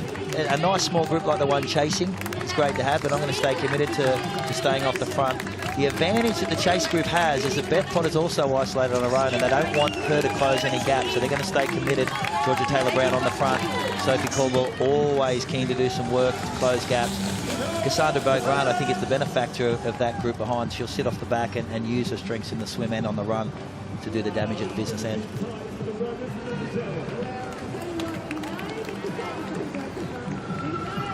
Taylor Spivey still out front, but those girls are not too far behind with still another couple of laps to go. As they've just started lap 3 here, so it is looking a little bit ominous for Taylor Spivey. She'll want to hold on to that lead as long as she can, but she'll know with the likes of the running power from the Scorpions team and Cassandra Beaugrand, Georgia Taylor-Pound coming from behind her. I mean, she's been running fantastically today, to give her absolute credit for how she's done so far. But can she match the might of Georgia Taylor-Brown and Cassandra Beaugrand? And Sophie Caldwell's committed. She said, you know, enough's enough. I'm going to close this gap. I'm on the front, and there she is. Sophie Caldwell's been fantastic over this distance of racing as well. She's really become an all-round athlete who can do the super sprint, super short distances, as well as deliver over the full Olympic distance as well. So no doubt she will be fancying her chances of putting in a big final run here and hoping to bring home a podium position for the Cheetahs. This is a real litmus test of where Sophie Caldwell and Taylor Spivey are at in this series and how much they are going to contend, because so much has been said about the other two, the two Scorpions, as being the two contenders. Beth Potter is obviously there in 5th, but she's got a lot of work to do. She's another contender, but where Taylor Spivey and Sophie Caldwell sit in this series, we're going to find out a lot about that in the next 10 minutes. Yeah, well, we've seen it in the opening 2 stages. They've put themselves right in the hunt. We saw last year, it's very, very difficult. You sort of build through the series with your form. It's very, very difficult to find form through the series. But they're in fine form. Taylor Spivey back to her magic racing. She's such a great swimmer. When she gets all those assets together and she gets that run and confidence up, as you can see, she's one of the best in the world, and she's right there with the best in the world. This is going to be a fantastic next 15 minutes or so of racing. 4 incredible athletes up the front, all of them with long and very impressive resumes in this sport, and plenty more to come in coming years. A tough course and a difficult day's racing on a very bumpy course, and we're going to see some quality racing over the next 10 minutes as Georgia Taylor-Brown looks behind her. And she really has been the one, with Jess Learmonth out, she's been the one that everyone's been looking at to set the pace, and I guess she's responded to that. She felt a little bit last year like she stole it from out of underneath Jess Learmonth in the back end with the double points in Malibu. Yeah. But this time she's looking to lead from the front, and she's certainly doing that. Well, that also happens when it's your best mate, that you're sort of taking something from it, just hits that little bit harder. But this year she'll want to do it with there's no questions, there's no doubts. She'll want to lead from the front, as she's done so far today, winning round 1, now back at the front as we are deep into the final stage of today. And if anything, maybe she's just trying to put a little bit of hurt in on Cassandra Beaugrand, who's at the back of that group of 4. You can just see, even with only 4 of them, they get so strung out around all these tight turns and corners. And the accelerations that Cassandra will have to put in are so much more than Georgia will, which means Georgia's able to ride a much more smooth, consistent race than Cassandra is at this point. And there's a long way to go in this stage, but it's a smart move from Georgia if she's thinking about the overall win, even if it is against her own teammates. That's the one thing, we are always talking about the team, but the overall win of the series is very, very important. Georgia has made it very clear that she wants to defend that title. So it's hard to balance that team dynamic within a team when you both have individual aspirations to win the series. All right, nothing splits these 4. The 2 Scorpions, the Cheetah, the Rhino, and they head into the water again. A little bit of confusion there, and nearly through the middle of the bike racks goes Cassandra Beaugrand, but they all managed to head the way they need to head. Spivey's been fantastic again there, exactly as we saw her in stage 2. Brilliant at getting those hat and goggles on fast, really quick down the ramp, and a good gap as she enters the water. Beaugrand's got a bit of work to do there going in last, but we know the calibre of swimmer she is. Wouldn't be surprised to see her swim round 1 or 2. I wonder if the confidence is there. They just need to sit and keep this group together. I know both Georgia and Cassandra on paper are the fastest runners. The talk for us was concerned of Beth Potter on screen with her big run to win the overall on the day if she was in a position to win it. I think they've nullified that with this group of 4. Just saw on the clock there, it's about 30 seconds, so I don't see any way that Beth, even with the calibre of swimmer, especially runner she is, that she'll get back to those 4 now. So now they'd be aware of Taylor and they'd be aware of Sophie Caldwell, and I think they'd back themselves. All right, we're going to head back down now to transition and to Tim Don, who has some questions to answer for the Eagles. Tim, you are the reigning champions, the Eagles. What's happened today? You know, we had a bit of bad luck. Non's buckle broke on a helmet, so she couldn't continue the race because you have to have your helmet on. Also, Sian fell off on the bike. Georgia took a corner wide and took her out accidentally, a racing incident, and she had a great swim in the first heat. So yeah, we've had a bit of bad luck, but you know, they're definitely up for the season, so hopefully they can go on. But it is fast out there. I think it's faster than last year. Great stuff. Thanks, Tim. Vicky Holland's shaking her head in here, saying there's no way without me racing is it faster than last year. I have to defend my honour. Rachel Klammer, who actually carried a little injury into this one, has found the going too tough, and I suppose, and I hope, has fallen foul of the 90-second rule, and there's no other reason why she isn't continuing. What's interesting now, we've got 2 teams that are down to 2 athletes, which means they can't score the full 3 athletes, which is what you need really in the teams competition. So both Ronnie's Rhinos have lost Hannah DeVette and Jean Lehair, and then, as we just heard there from Tim Don, they're missing 2 Eagles in the form of Sian Rainsley and Non Stanford, who were billed on paper to be their 2 best Eagles as well. So that's a huge hit for the reigning champions. Taylor Spivey still leading at the late stages of this swim section. There's been no real changes in these 4, the way they're swimming. Sophie Coldwell still on the heels there. Cassandra Beaugrand has actually gone round Georgia Taylor-Brown, so she's lying in 3rd with Georgia in 4th, but it's going to come down to the run. There's nothing to split them at this point. The one nervous piece I have is Georgia can be a little bit clumsy through transition. We saw it last year a bit. She can be a little forgetful of things or leave things behind, so sitting in 4th doesn't give her a margin of error. If anything goes wrong, that gap could open and she could probably have the points. But it's not a long run. Yeah, it's not a long run. There's not a huge amount of time to make up those deficits. So as we can see, smart move by Cassandra Beaugrand here, coming right up on Sophie Coldwell's shoulder. She wants to get as close to the front of this race as she can do. For that exact reason, you don't want to be any further behind than you can, and an extra body length, it matters. Out of the water and 1.6 kilometres to go to decide who wins here in London and takes the lead as we head to Munich next week. And Taylor Spivey looks like she is on a mission.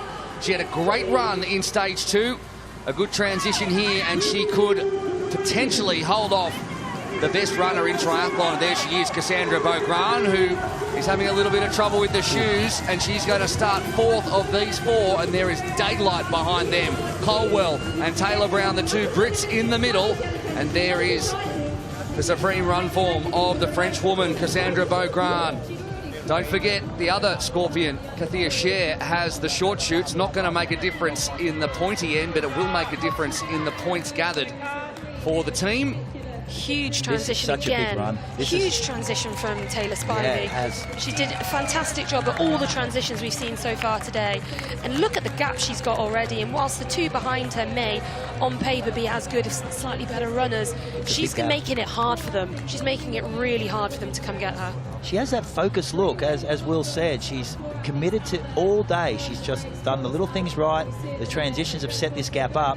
And it's hard to pull back 4 seconds over a mile. You really have to commit. She's been really clinical across everything she's done today. I haven't seen any mistakes from Taylor Spivey at all.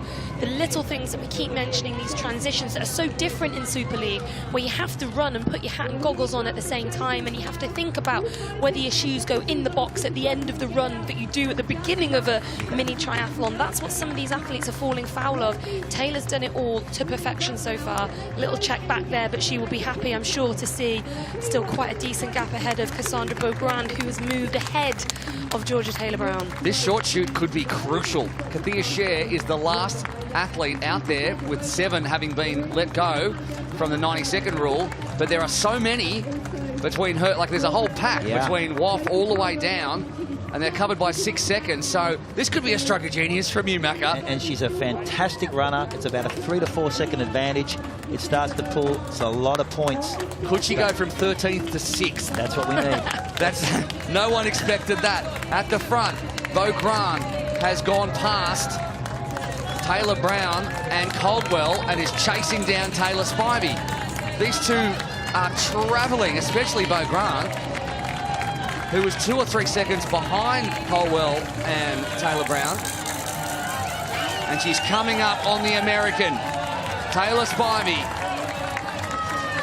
drafted into the Rhinos, got dropped by Tim Don's Eagles in favour of Non Stanford, which doesn't look like a great decision just at the moment.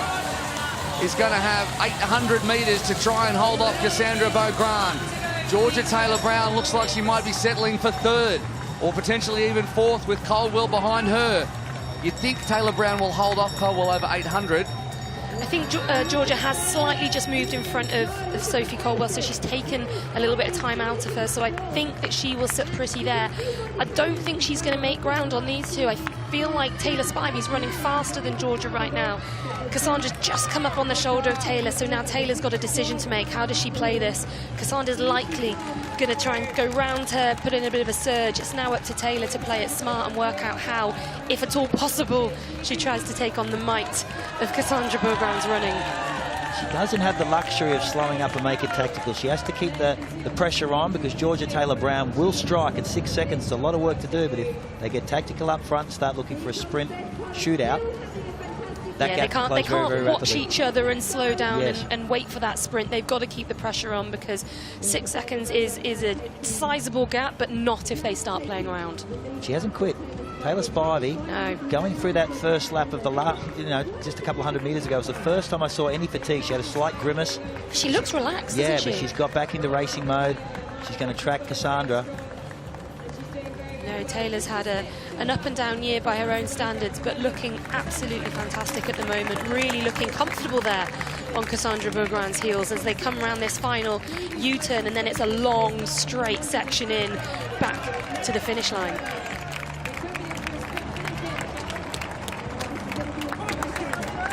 All belief now, isn't it? This is it. You have to believe you can still win it from here. Taylor Spivey needs to track and stay as close as she can to Cassandra Beaugrand. She's building confidence, Cassandra. She's such a great runner. I feel like she's winding it up, slowly grinding it now. So that gap has gone out 2-3 metres now to Taylor Spivey, and they've still got another 100-200 metres or so to go down.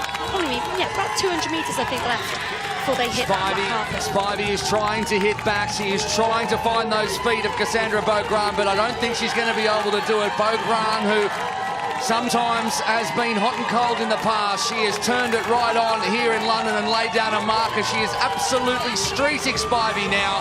Cassandra Beaugrand, the French woman who has always promised so much, delivers here in London, and she has done it for Bahrain victorious Scorpions. Congratulations, Beaugrand. Taylor Spivey with an incredibly well-earned second, and Caldwell looking to come back at Taylor Brown, but she's not going to be able to do it. A first and a third for Bahrain victorious. A good finish.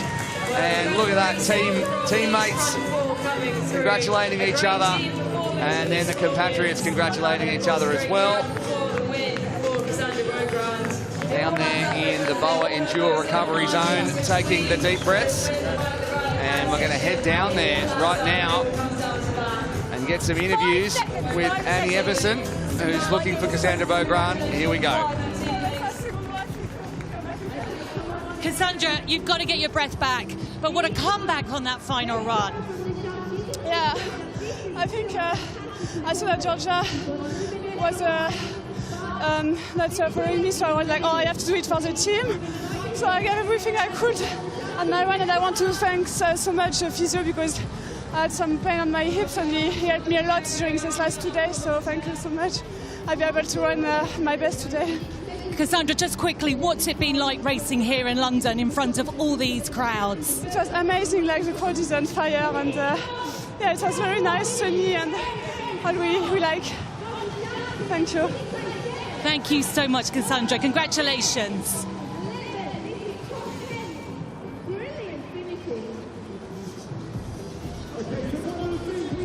Oh, wow. Taylor, what a race. She had us on the edge of our seats, so close at the end. Yeah, it was a great race. I'm happy to finally be on the podium this year. I've had a lot of fourth places, and it feels good, but, I wish I could have taken the win. Well, congratulations. Second here today. What can you do in Munich? Let's see, just a week to go. Congratulations. Thank you. Oh, Georgia, a stunning race, but it looked a bit tough on that last run for you. I think it was all tough, to be honest. Yeah, I've just come down from altitude and I wasn't sure how it was going to go, but I feel very heavy and sluggish, so hopefully I'll come good in a few weeks. An incredible corso here in London. Yeah, it was absolutely incredible. The crowds were amazing, and that what got me through today. Great stuff. We will look forward to seeing you in Munich in a week's time. Thank you. Feeling very heavy and sluggish. Welcome to my world, Georgia Taylor-Brown. We look back at the story of the stage, and it was a race in 4. There's no doubt about that. The Phoenix at the front, Georgia Taylor-Brown on the bike. They all came in together. In fact, there was a tardiest transition from Beaugrand, who had some work to do. She did it in the swim, and then she was forced to do it again on the run. And yeah, we're in the transition now. She had some trouble getting her feet in the shoes, but it didn't matter in the end. She backed her run. She said the physio had been working on her. Well, it certainly looked like that. She ran her best, dropped the Olympic gold and silver medalist in Georgia Taylor-Brown, and then did the same thing to Taylor Spivey and came across the line. And Chris McCormack is absolutely levitating here in the commentary box about how happy he is. Congratulations, my friend. Yeah, I'm texting away MG, who's on the ground, on screen right now.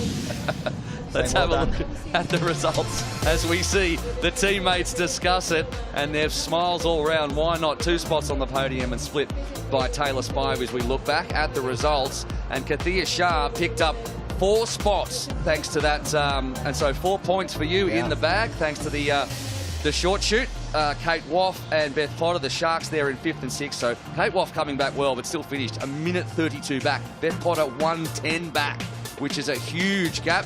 Sophie Colwell 21 back, Georgia Taylor-Brown 19, and Cassandra Beaugrand was ahead of them all, and she will lead heading in to Munich. Only 12 women out of 20 finished that one. The rest all fell foul of the 90-second rule, and that is where it stands. The Championship Series leaderboard, Beaugrand.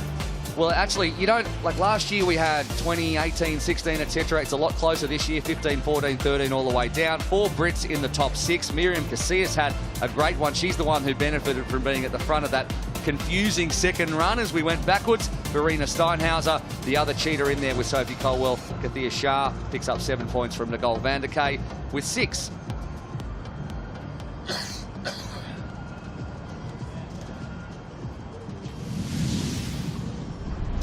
Chris McCormack put that phone down because we're going to do some analysis of how this all shook out. And Taylor Spivey, she picked up a lot of time in the transitions in and out of the water. That was Taylor's entire race today. Her transitions were remarkable, set up with a fantastic swim. She's such a well-balanced athlete. She's been up and down in Super League racing over the years, but she is in the perfect form, and you saw that on her face all day. Sophie Caldwell as well was remarkable. This racing is so intense that I think there's an intent that we saw on Taylor Spivey's face, and you've got to be, when you're in the zone, that's when you do well in Super League racing. Well, look, Taylor's basically, we know she's here for the whole series. Georgia Taylor-Brown's only a point difference. We're going to lose Cassandra for the Malibu event, so on the overall, that's going to be difficult to win. But Taylor Spivey has basically put her hand up and said, I want to win the overall with the performance that she's done today here in London. Well, she, like you say, she's actually probably in the box seat for the overall now because we're going to lose Cassandra for Malibu. So that's going to, with the point structure, and she's probably not going to figure in the overall by missing an entire round. She's going to pick up plenty of individual points and individual cash. But Taylor Spivey now, I guess, in the clubhouse, leading. She's leading the overall by a point from Georgia Taylor-Brown. And I think the smile said it all. You saw that interview with Annie Emerson. She was very happy with the performance. She just stayed present for the whole entire race. If you look at her on screen there, she's just tracking Cassandra. She's not letting her head drift and think of what could be. She just stayed present. And she was just out-kicked by the better runner today. But overall, her performances were remarkable. Transitions, swim, bikes and runs. She's the best in the field outside. Yeah, what do we think of Beth Potter's performance? She came 5th, but she was well off the pace, a minute 10. Well, in the discussions as a team yesterday, we identified Beth as the one to watch. She had a fantastic Commonwealth game. She was great in the relays, but, you know, it's early days. We built through the series. She'll be a big weapon come the next few races.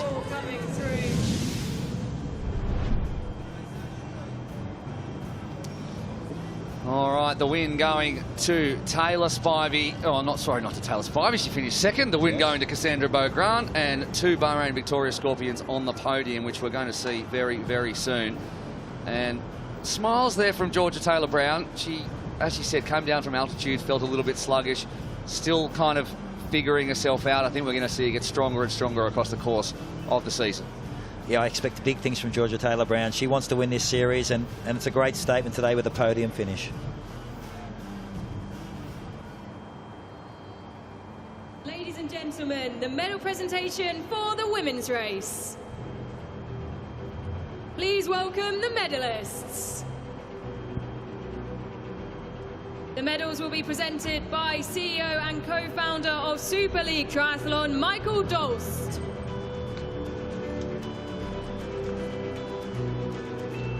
In third place from Great Britain, representing the Bahrain victorious Scorpions, Georgia Taylor-Brown.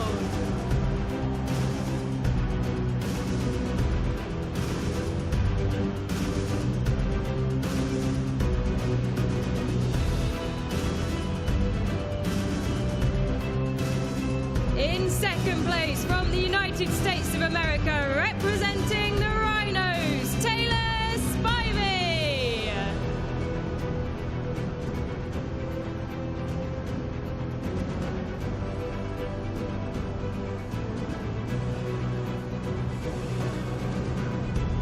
And in first place, and the 2022 Super League Triathlon Championship Series London winner, from France, representing Bahrain victorious Scorpions, Cassandra Beaugrand.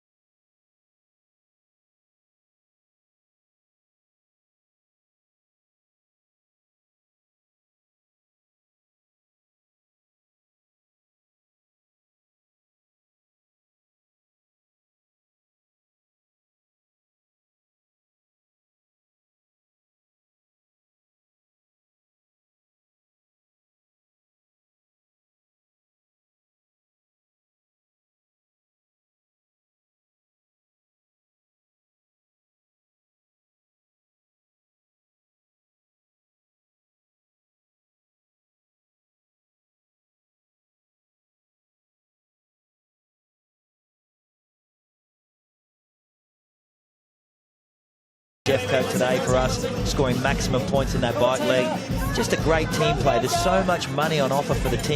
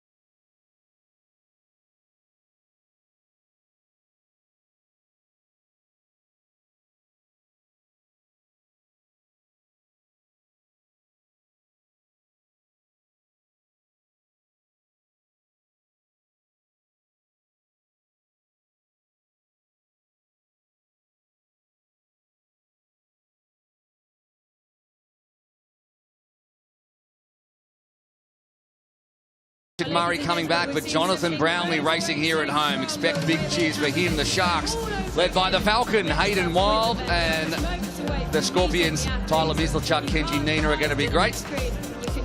But there's one man who hasn't been put in there because he is a wild card, and it is Alex Yee, Olympic gold medalist, Olympic silver medalist, racing here as a wild card at home in London. And look for him up against Hayden Wild. Could this finally be Jonny Brownlee's year? The evergreen Brit has done it all in short course, but the 2022 journey looks tough, especially due to Hayden Wild. The Falcon is flying higher than ever with a world triathlon title in his sights. The #1 ranked swimmer and biker in the field is a hot favourite. 2021 SLT champ and speed machine Alex Yee, who pipped Wild for Commonwealth gold, is a wild card racing for his home fans in London. Look out for Tyler Mislachuk too. The Canadian has plenty to prove, as does Vasco Velasa, 4th in 2021, finishing with that Malibu podium. There are plenty more. SLT champ Richard Murray returns. Scorpion Kenji Nina promises so much, as does Jamie Riddle, Dan Dixon, Chase Lightning McQueen. Oh, it's a deep list, but the final word goes to Matt Hauser, a first-round pick in career-best form and supreme over these distances. This just might be his year.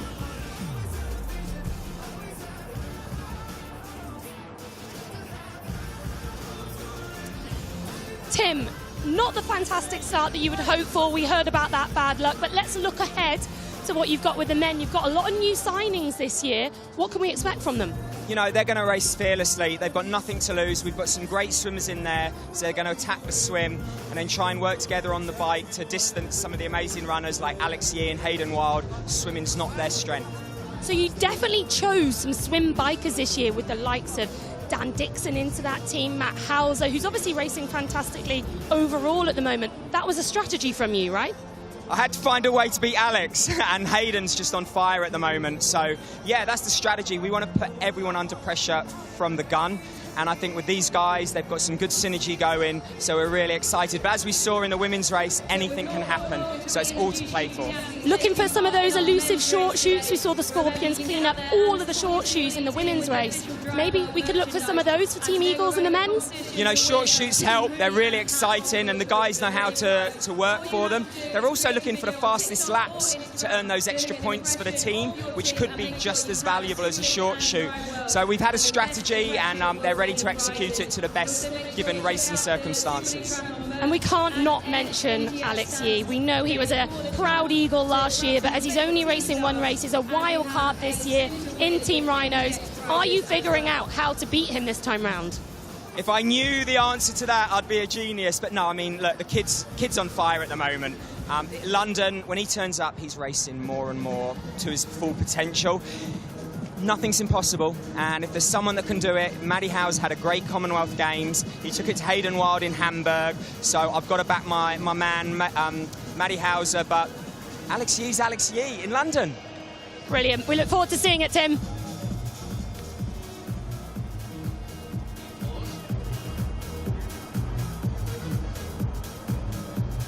All right, it is time now to welcome the men out here onto West India Quay, and all eyes will be on Alex Yee, but there are plenty of contenders in a deep field. We have debutantes coming in to this field. We have athletes who are looking to step up from where they were in 2021, and we're looking for, well, another battle between Hayden Wild and Alex Yee. Richard Murray, our inaugural champion, comes back in. He replaces Martin Van Riel, who's out injured. We don't know when he's going to be back, but Richard Murray is always up for one. That was Johnny Brownlee coming out first, and he's been sent back for Max Stapley, who looks happy to be here. Shachar Shagiv, the Israeli, who was really good around the top 10 last year as well, is here and ready to rock and roll for the fan team. There he is. As is this man. And Johnny Brownlee. Big cheers for Brownlee coming back off an injury sustained in an accident that Hayden Wild has admitted was, well, his fault, a racing incident, but he's reached out to Johnny and been looking to bridge that gap. But it's been a tough one for Brownlee, who missed the Commonwealth Games because of it. Panagiotis Vidados, the young 19-year-old from Greece. Chase McQueen, a supreme swimmer. Can swim, big time. Really going to help Hayden Wild, who comes out as one of the favourites for this one, the silver medalist from the Commonwealth Games. As we welcome into the commentary box, Annie Emerson. Welcome. Which microphone do you want to use? I just use that one. Yeah, whichever use that one. Anyone wants to give me. What a race, what a women's race, what a course. It is electric out there, guys. You're missing it all here in the studio. Is there any people out there, anyway? Oh my God, just a few triathlon fans. There'll be even more now to follow Alex Yee, of course. Here is the men's Scorpions. Tyler Mislachuk, Tokyo Test Event winner, has had a really difficult 12 months. Had COVID 3 times, had some injuries, had some family issues. He looks fit and strong. And the Eagles, represented by Denmark's Emil Holm and Matty Hauser, who was let go by you, unfortunately. Not by choice. Not by choice. We lost him in the draft. I'd love to have kept Matt.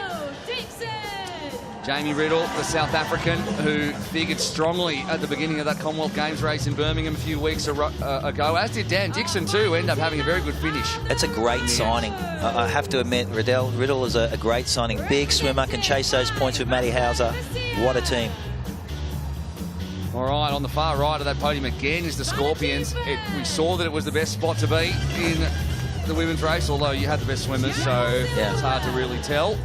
Different tactic we have this time. We got the enforcer in Ryan Fisher, who may be heading to the right. He'll start on the inside, closest to all the other athletes. Who's just lock them out. over the top of? We want to keep Kenji Nina and Tyler Mislachok, just give them some free water to get away from this man right here, Alex Yee. The dual Olympic medalist, the Commonwealth champion, and the reigning SLT Series champion too. There he is. It's time to get underway.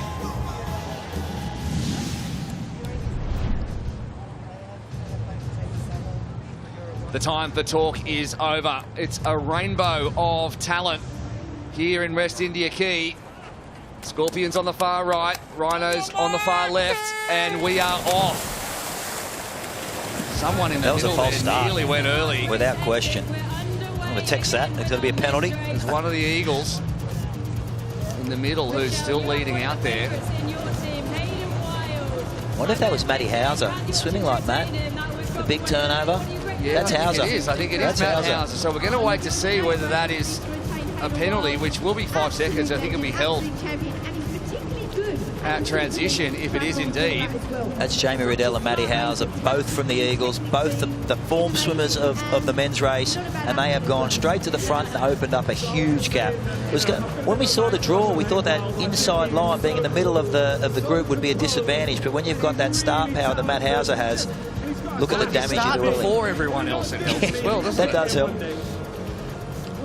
Wow, what a statement. Look at that, though. Look at the statement, though, from Matt Hauser and Jamie Riddle. The pair of them, we know Jamie loves a bit of a swim bike breakaway. He did it in Birmingham, and Matt Hauser has... in fact, when it comes to mixed team relay, which is very similar distances to this, he is the fastest in the world. He has delivered the fastest ever mixed team relay split times, and he's been the best he has ever been across the course of 2022. He's really starting to fulfill his potential. Oh, Hauser has been absolutely amazing, hasn't he? That bronze medal in Birmingham at the Commonwealth Games. Bronze as well, his first time on the podium in a WTS race. He's young, you know, he's got a lot of desire to succeed. I expect to see Vasco Valancha up there. He's going to be an interesting one as well. There's a couple of sharks up there. We'll that was Chase McQueen, I think. In no third. surprise to see him up there.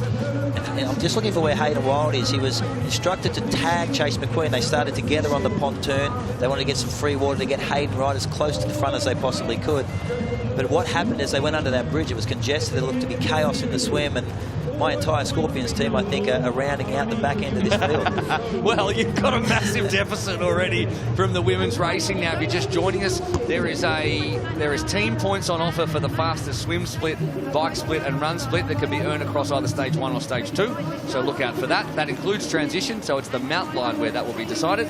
There is also a short shoot, which is a small shortcut, probably give you about 3 or 4 seconds on the final run of the day, and that can be earned by being first across the mount line in stage 1 in the swim, bike and run. So right now Matt Hauser is in line for both, putting down the fastest swim time and also the swim short shoot. So we'll see how that goes as they swim around the boat, which is a permanent fixture here in West India Quay. We couldn't get it moved. It's just been sitting there. It was here last year as well, hasn't moved an inch. Well, having gone out hard and got a bit of a break, they've got a couple of swimmers on their feet, but this is a fantastic swim for Matt Hauser from Australia. Hauser is actually second there, so it was Riddle that sent us out. That was Riddle. It was too. There is Mislachuk, who has had a good one. And Purnham's had a great swim, usually fast off the blocks. Looks exactly like the Commonwealth Games. Jamie Riddle off the front, but they're scoring maximum points and they're going to grab a short shoot here, so this transition is very, very important. There's the penalty for the false start from Matty Hauser. Yeah, he's going to be held there. It doesn't matter. The Eagles are still going to pick up the short through Jamie Riddle. He's been disqualified from the whole race, has he? No, that's tough. That is really tough. He's saying it wasn't him. Wow, It's difficult to pick up. They'll have replays though, won't they? And they'll be able to pick up on that well, I'm sure. At the moment though, Riddle is out in front. Is that Wild on his wheel? We need to pick out some names there. Yeah, I'm assuming it'll be Chase McQueen because he's so fast in that water, but I heard the discussion. My ears dropped on a conversation where they were going to set up. It's Taylor Reid. It's Taylor Reid, but they were going to set up Hayden Wild to give him the advantage to be in his front group. They were very concerned about where he was going to be and getting that gap on Alex Yee early. But Taylor Reid's the one who's put himself in the box seat. No sighting of Jonny Brownlee yet either, who is, of course, back from that accident you were talking about earlier. Well, Miss LeChuck is there just going around the bend from Canada. Hayden Wild on our splits is last. Wow. So I'll just double check that as it updates. But at the front, there are a couple of sharks, and it's Taylor Reid and Chase McQueen. Tyler Mislechuk's trying to tag onto the back of a group of 4 who are trying to put time into the chasing pack. It's a good start from Mislechuk. Yeah, Tyler's told me he's in better form than he was when he won the test event in Tokyo, so that's a big call. He's had a few injuries in the last couple of years. We went through COVID, he had some problems there, but he's saying, I'm in good form. Let me chase GC for the Scorpions team. I'm your man. I think Hayden Wild there, although it'll be a big surprise that he's at the back of the field according to our timings. He's been really poorly, hasn't he, over the last few weeks? Here's Tim Don, the Eagles manager, running through. As we look at the start again, now that looks to me to be... Riddle. Was it Riddle? Yeah, it looks like John. Yeah, it does. So they've picked the wrong Eagle. Okay, well, Jamie Riddle has dodged a bullet, as has Taylor Reid just there, as Riddle went a little bit wide. They're on the rivet. When you're overcooking corners like that, you are all in on the bike. So they're taking a lot of chances. They know this little group of 4 could stay away, and staying away is a huge advantage in this style of racing.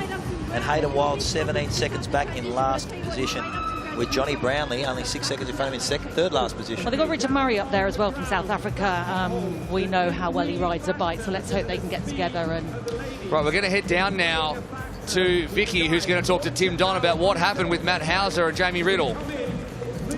Tim, Matt Hauser, fantastic start, a little bit too good of a start. We saw him get the penalty, but on the other side, Jamie Riddle takes a short shoot for Team Eagles. Yeah, the execution was there. I think there was a bit of discussion about who did the false start. I haven't seen the footage, but without a doubt it was an Eagle.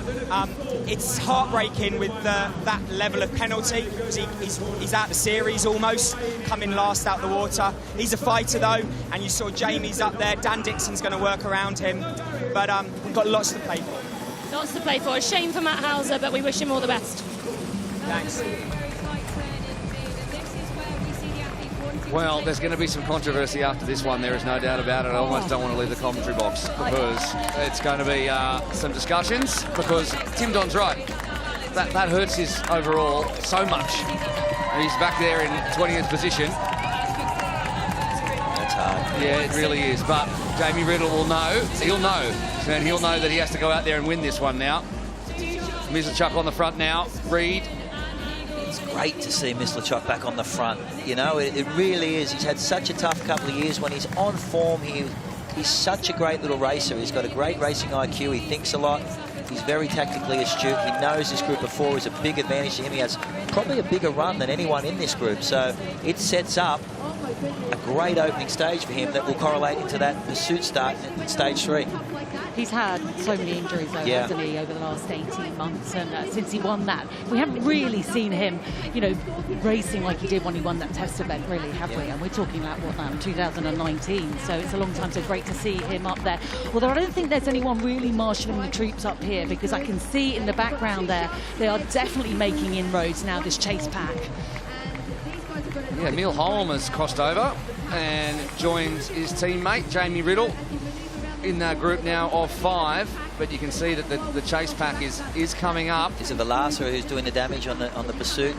There's someone that sat on the front of that second group and has done all the damage in closing this gap. They have not let up.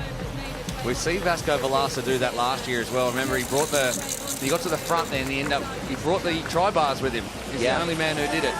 And he's a monster on the bike when he wants to be. It's one of the rhinos, so it's either Baxter or Velasquez that was pushing. Because Kenji Nina in the red and Scorpions kit is sitting on the back. He's not doing any work. He's not going to close down the gap to Tyler when he doesn't need to. It's the rhinos that need to put people up front. Yeah, I don't sense any urgency, really. It's a bit of a shame because it had a huge opportunity in this lead pack. Mentioning Vasco Velazzi was 4th over all last year in the series. Such a talent, and he made the podium as well in Malibu. So there we can see him in 6th place, 4 seconds down now, the chase pack on this lead pack. Sergio Baxter having a good race, isn't he? The debutant, Satchar Shagiv, also hovering around that 10th mark as Alistair Brownlee's moved his way up. Alex Yee in 14th position, 10 seconds back. Hayden Wild behind and further behind now as well. It is the contenders are down. It's Richard Murray with the Red Bull hat. Is that Murray? There, that's Vasco Velazzi at the front. It is too. Yeah. It's Vasco Velazzi with the Red Bull hat. He's not got off the front. There's Murray in the black. Start of this bike. Johnny Brownlee as well. Hayden Wild have been a factor there. Murray on Hayden Wild's foot wheel. Hayden Wild with those supreme bike handling skills. He's going to need to tap that as much as possible to make up the deficit. And it's Emil Holm who's he's biked up and then he's biked straight past everyone and he's out the front now and he's nearly lost it. The Dane around the corner. That was brave. That was brave. Dangerous. Ooh, you've ruined it. Or made it better, depending on your point of view. I beat you to it. I tell you what, though, this course is amazing, isn't it? It's technical, it's really tough. And I think it plays it into the hands of the Danes. Such a technically good rider and really brave. You've got to be brave on this course, haven't you? And I think that's what's happening with Jonny Brownlee. He's a bit nervous after that crash, and he's really struggling to go with the pace. That's exactly when he finished 16th in Bergen, Jonny Brownlee, on his comeback last weekend, and he just said, I just raced like a wimp. Like I was just nervous about my elbow. A bit harsh on himself, wasn't he? Yeah, well, they all the best are. Now, there's another short shoot to be had here, and it looks like it's going to be, again, the Eagles that take it. So they deny the others. McQueen, Mislachuk, Reed, and Holm has taken the short shoot, and he's done it for the Eagles. So Tim Don's time is looking up, apart from the fact that his main man, Matt Hauser, has been taken out of the race unfairly. Yeah, I agree. And curiously, what will happen with the points that Hauser scored in that swim? Will they be nullified because of the penalty, or will they still count? That'll be an interesting thing. I'm going to have my team dig into page 400, sub-clause 15, to find out what the answer to that question is. Someone will have the answer somewhere, and we will work it out. Look at Miss Luchuk, Tyler Mislachuk on the left-hand side in the red, absolutely firing on all cylinders. I think the Dane, though, might tire a little bit, more known for his swim and his biking than his running, but a great effort for him to get the fastest bike split, because we know what points mean. They mean prizes. And the instructions we gave to the team yesterday with Tyler being in good run form, his words, not mine. He said, I'm running very, very well. I said, if you can grab those points on the run, go after them. They're not only going to benefit your individual, let's go after them in this one. Everyone talks about the run in the second race. I said, try and post it in this first race so you can sit back and chase the overall. Tell us about Kenji Naina as well, because I've just noticed he's up there in the top 6. We saw him racing for the first time Super League in the Arena Games, although he had raced previously before in previous years. But Kenji Naina as well, sitting up there in 4th place, looking really strong. And confident as well. He's well-rounded. He's going to miss one of the races for us. We talked about that yesterday. He said, use me specifically to get points. I want to win as much of the individual money as I can, but use me to get points. But he's a great team addition to the Scorpions. We saw Hauser, he is not that far back now, Matt Hauser.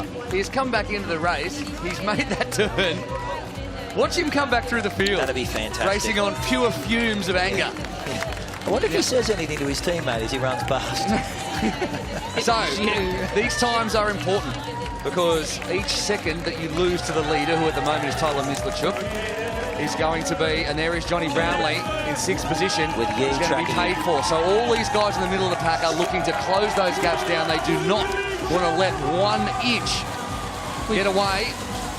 Well, we've got Alex Yee just in there as well. And Wild with him. And Wild pulled a huge amount of time back. Richard Murray as well is there with 1 lap to go. We hear the bell there. Jonny Brownlee, we know it's the run that's been least affected. It was his hand and elbow that took him out of the water, and then I think just a few nerves on the bike after the crash, as we see them making their way down this little bit of hill. They fly down that hill, don't they? It's short, but it's really steep. I've just been going through the rule book, and I've reached page 400, subcourse 15, and I've discovered that Hauser's swim points will count. Okay. So there you go. I'll instruct my team to false start next week. Vasco Velarcha takes to the front now. The young Alex Yee, here he comes though in the yellow, the second man in the yellow back there of the Rhinos. This is his only race for season 2022 and he's in front of his home fans. Johnny Brownlee looks great too, doesn't he? He does, he's really moved up too, he's had to do so. And that is right there, the fastest man on the run, and the Falcon Hayden Wild right behind him. Those two have been glued together in match race battles over the course of 2022, and when they're both in a full fitness and they've raced each other, Yee has taken every win. He's going to move up to the front now alongside Brownlee, so the cream really rising to the top. The two Brits in front at home. The three-time Olympic medalist Brownlee, the two-time Olympic medalist Yee, the present and the future, and there is Hayden Wild who wants to take his turn on the front. So every second counting. It certainly is, isn't it? And Wild's not messing around. We know there's a little bit of rivalry going on right now with Wild and Brownlee, so this is going to be interesting. Brownlee's not going to want to let him get away, certainly not, but Alex Yee isn't either, hot on his heels. We are going to miss him for the rest of the series, but it is great to have him here racing in London. Of course, he only finished 5th last year. So the run short shoot is not going to go to the Eagles, so there'll be two short shoot getters, and it'll be out of these guys at the front. Whoever crosses the line first will pick up a short shoot, and it'll probably be that person who takes the short shoot. Such is the close nature of the different teams in this battle. It's not a Bahrain victorious 1 and 2. So Velarcha in this sprint as well. Who's going to take the short shoot? Again, it's Wild. Again, it's Yee. Brownlee right behind. Who's going to get that advantage? It will be decisive in this one. There's a bit of argy-bargy onto the black carpet. It's a sprint for it, and this time it's going to be Alex Yee, who kicks again, beats Wild again, picks up the short shoot. And the three of them cross within a second. Velarcha 1.5 back from Mislachuk, Reed, Nina and Richard Murray, who only came in 2 weeks ago. Mate, that's a great race for Richard Murray. A really good race, but look who's at the top. Ian Wild, despite the disadvantages early. Hauser with the 12th place finish with that penalty. It was a great performance. Matt Hauser did pass Jamie Riddle. Yeah. So order has been restored in the universe of the Eagles. I don't wonder how many matches he burned to do that. 1 minute and 25 seconds until we start the second stage. So already people like a Ryan Fisher, a Panagiotis Vitados at the back. Let's have a look at the back, and that was Jamie Riddle. By all accounts, it looks so much like Matt Hauser diving they're though. both such similar techniques with that long straight arms action. They both are such power open water swimmers. All right, Riddle picked up the first short shoot for the Eagles, and it was quite the battle on the bike. Emil Holm had a great one, nearly had an accident too. And this was the pickup from Holm for the short shoot for the bike. Of course, the Eagles can't take two, but they denied anyone else it. And then the final one was taken by Alex Yee, and we get ready for stage 2. See some rallying around words down there from the team managers, and we can see on the short shoot down here 30 seconds to stage 2. Let's hope the men know which end they're starting the run from. Annie, I forgot. You nearly got taken out by Taylor Spivey. Yeah, Are you we okay? saw that. Well, I went up and I apologised to her big time, and she She should have apologised to you. Well, she said I didn't see you, but I shouldn't have been there, all right? But we're all flying around in transition. It's but anyway, turned out all right in the end. All right, we start. The men who are at the front start at the front. Bit of discussion.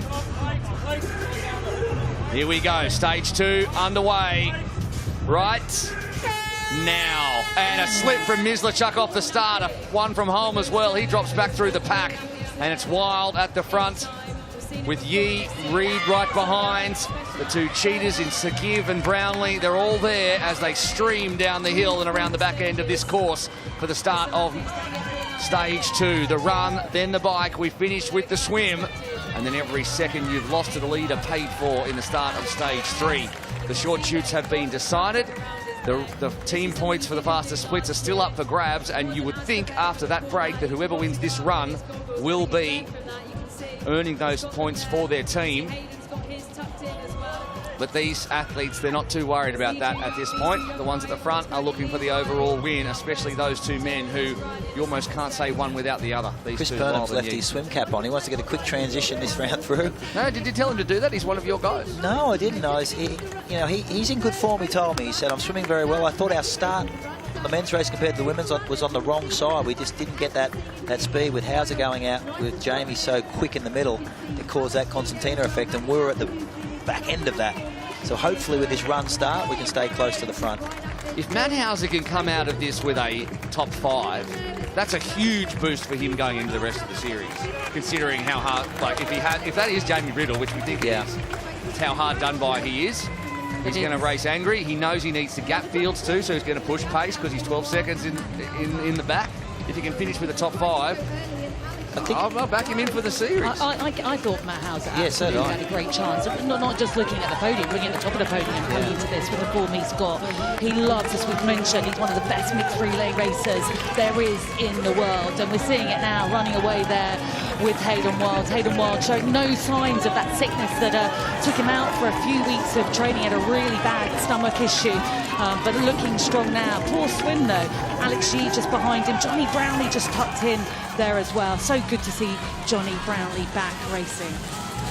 Look, I think all the team managers looked at the men's field, and Matt Hauser was one of the athletes they looked at winning the overall of this series. You know, he's in scintillating form, and his confidence has been building. He's one of the only Australian athletes that have done all the Super League racing. He's sort of grown up with us, so he's ready to win this. So there's a shark at the front. Let's head down and hear from Stu Hayes, the assistant coach, with Vicky. Stu, great round 1 there. Really good start from Hayden Wild. Is that what you're expecting, what you're hoping for? Well, we are expecting it really, because he's second at Commonwealth Championships like a couple of weeks back, but he's in fantastic shape. He's building up slowly. He's a master at transition. He's a master of this format of racing, so I'm really excited for him. And he started this second round really well as well, with a statement of intent there, going out hard on that run leg. Tactical? Yes, I think so. And also, I expected him to maybe win the short shoot, but he didn't. He held back a little bit, so obviously he's waiting for the overall run at the end. Let's see what happens. Thanks, Stewie. Cheers. These two just going punch for punch at the front all year long, and it's going to happen for another decade, you would think. Alex Yee, Hayden Wild, Matt Hauser behind them, and Jonny Brownlee sitting in and waiting to see how this one shakes out. But nothing between them, and if it continues like this, there's going to be nothing between them to start stage 3, and it's going to be a pure match race up the front for the win. So 3 cheaters in a row: Brownlee, Richard Murray, Shachar Sagiv, Vasco Velasa, Tyler Mislachuk, Sergio Baxter having a good one as well in the top 10. It's great to see the Israeli up there, Sagiv, isn't it? Because he raced last year and he just seems so happy and relaxed coming into this, so happy to be racing and excited. He's racing so well at the moment, but these 3 really are starting to pull away. It's Murray that is now sitting in 4th place with Jonny Brownlee on his heels, but they know the importance of getting these gaps in Super League racing. We saw with Taylor Spivey in the women's racing how important the transitions were. She was by far the fastest woman through transition, and that set up her racing. So despite the gaps, we're seeing a lot of those gaps shut down with quick transitions. So Jonny Brownlee is still in the hunt here. If he can move through transition quickly, he could be on the back of these feet in an instant. So Hayden Wild has the swim cap on already, and he's put his Red Bull helmet on over the top. So he's going to be ready, and we saw how much damage Taylor Spivey did, as you guys just mentioned, in the transition onto the swim. But right now, we've got the bike coming up as the 3 cheaters head out.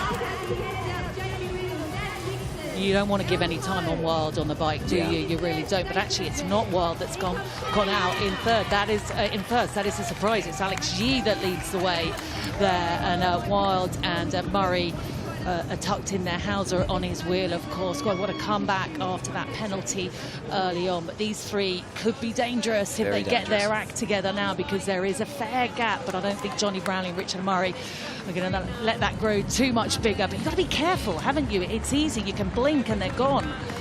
You've got the event. Oh, there's a crash there. And it is one of the cheaters that is down. Red helmet, so it's not Richard Murray. It's Max Stapley. Now, he was off the back. He was in 19th position at that point. He's going to put the shoes back on and try to continue. So unfortunate for Max Stapley, who is, well, he's a citizen of the world, isn't he? He was born in France. He grew up in Canada. He's Australian, has competed for Australia, and now he's switching to Great Britain, where he trains up in Leeds, partner of Kate Wolf. We're going to head down now to transition and get an update from Vicky Holland, who is talking to Tim Don. He'll be a lot happier now than he was about an hour ago. Tim, a really tough break, it sounds like, for Matt Hauser there. Maybe wasn't his penalty to serve, but he's rallied so well. Matt is on it. It wasn't his penalty to serve. The officials made a big mistake, and it's got consequences. He is in for this. He is really going for it. It's so good.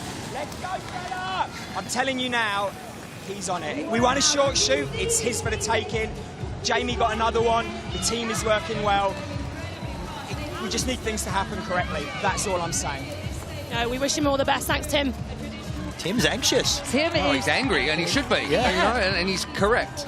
So let's see if Matt Hauser, with the short shoot in hand, the Sharks, who won the run short shoot? Not sure. I think Alex Yee have to Alex have Yee did. So Yee's going to have a short shoot. The only man of those top three that isn't going to have a short shoot is Hayden Wild. Well, is he going to get allocated a short shoot? That's the question. If Tim Don has said but Yee's with the Rhinos. Matt Hauser is. Yes. If you're Ronnie Shieldneck, you know that Matt Hauser is going to take that short shoot. You have to give it to Alex Yee. Yes, you do. And Hayden Wild is going to have done to him what he did to the others last year. And he was the only one at the front who had the short shoot. It won him he the took race. it and it won him the race. And now he's going to be the man who potentially loses out because he doesn't have it. And he will know that too, because those names are going to be on the board. So these athletes will know who does and who doesn't in stage 3 when they go out there. And Hayden Wild will know he'll need to gap him if he's going to win. It's unbelievable. The winner of London 2021 is on fire again here as they come through this really narrow cobblestone section of the bike course. I'll tell you what, who I'm really impressed with is Chacha Sajic, who is hot on their wheels. He's broken away from the Jonny Brownlee group. He's sitting in the middle there, isn't he, which isn't always the best place to be, but he's made a real play to pull back to this first pack as they come round over the black carpet, and it is Hauser that leads the way. We can just see the Israeli athlete there behind, but Jonny Brownlee losing quite a lot of time now in that group. But Jonny Brownlee's advantage is he has another athlete to work with, and it's the same. I'm looking down. He's got Murray to work with, which is a great asset. Richard Murray will chase. He's used to being behind after the swim and chasing, so he's a worker. And on my end, we got Tyler Mislachok with Vasco Valasa. Valasa will always chase. So they're great allies to have to keep the deficit where it is, because it is slowly blowing out. But it is growing, isn't Yeah. it? It's big now. It's a lot bigger than when they went out onto the bike. Going out onto the bike, it was a matter of a few seconds. And looking at our timing now, Jonny Brownlee 10 seconds back. That's not where you want to find yourself. And it's a surprise with Richard Murray in there. He's so strong on the bike. We know he's had health issues, but he's back now. Perhaps not to his best, but he's had a great start and an impressive swim for Murray. We know it's not his strength. Valatra is up there from Portugal. Mislachok, who had a great first round, dropped back down into 9th place, 16 seconds down. They're out of the top places now. The advantage the three up front have is you've got an annoyed Matt Hauser, who is in scintillating form and's got the adrenaline pumping and he wants to prove a point now. And you've got Hayden Wild, who is always eager to work, always eager to push the pace. He's very technically astute on the bike. And Alex Yee is the form athlete in the world. He's #1. So it's hard to pick, isn't it? Yeah. Hayden Wild's been struggling with it ever since the Commonwealth Games with the virus. He actually saw the doctor 2 days ago. The doctor said he didn't have full lung capacity. So, you know, I don't know how much this is affecting him back at the back end of this race. It certainly doesn't look to be doing so at the moment, but it's very hard to pick between these three. You'd have to go with Alex Yee at home, given that he's won every head-to-head race he's had with Wild, and Hauser's already got a 12-second deficit. So he's going to have time that he needs to make up if he can't put time into them at the back end of this, which, I mean, he's got a killer swim. He might be able to put a little bit on, but these guys are no slouches in the water either, especially after what Hayden Wild produced in Birmingham with his swim. If he can reproduce that, he's going to be strong in the water. How about Shachar Shagib, who is now only 5 seconds back, and Sergio Baxter. Shagib, you know, from Israel, not a powerhouse of triathlon. Only 3 Israeli triathletes have ever had the honour of representing their country at an Olympics, and 2 of them did so in Tokyo, and they're brothers. Chacha and his brother, Ran, and then his father, Shemi, also was in the 84 Olympics as a marathon runner. So they're an incredibly talented family, but they do it without a ton of support. That's what's always so impressive, isn't it? Like, we know what our guys get. A lot of the teams in Europe get a huge amount of support. And I just think that Sajiv has a good chance here today of really shining. He was 8th in London last year, and he finished 12th in the rankings overall in 2021. So for me, he's definitely an athlete that is on the up in Super League racing. Well, our statistician, Graham Atchison, says that Matt Hauser should, with his swim speed, take this stage out. But as we said, he is in deficit to the tune of, and I'm just trying to make sure at the moment, 12 seconds. So as it stands, Hayden Wild, if it all finishes in this order, based on the split from the last discipline, will start first.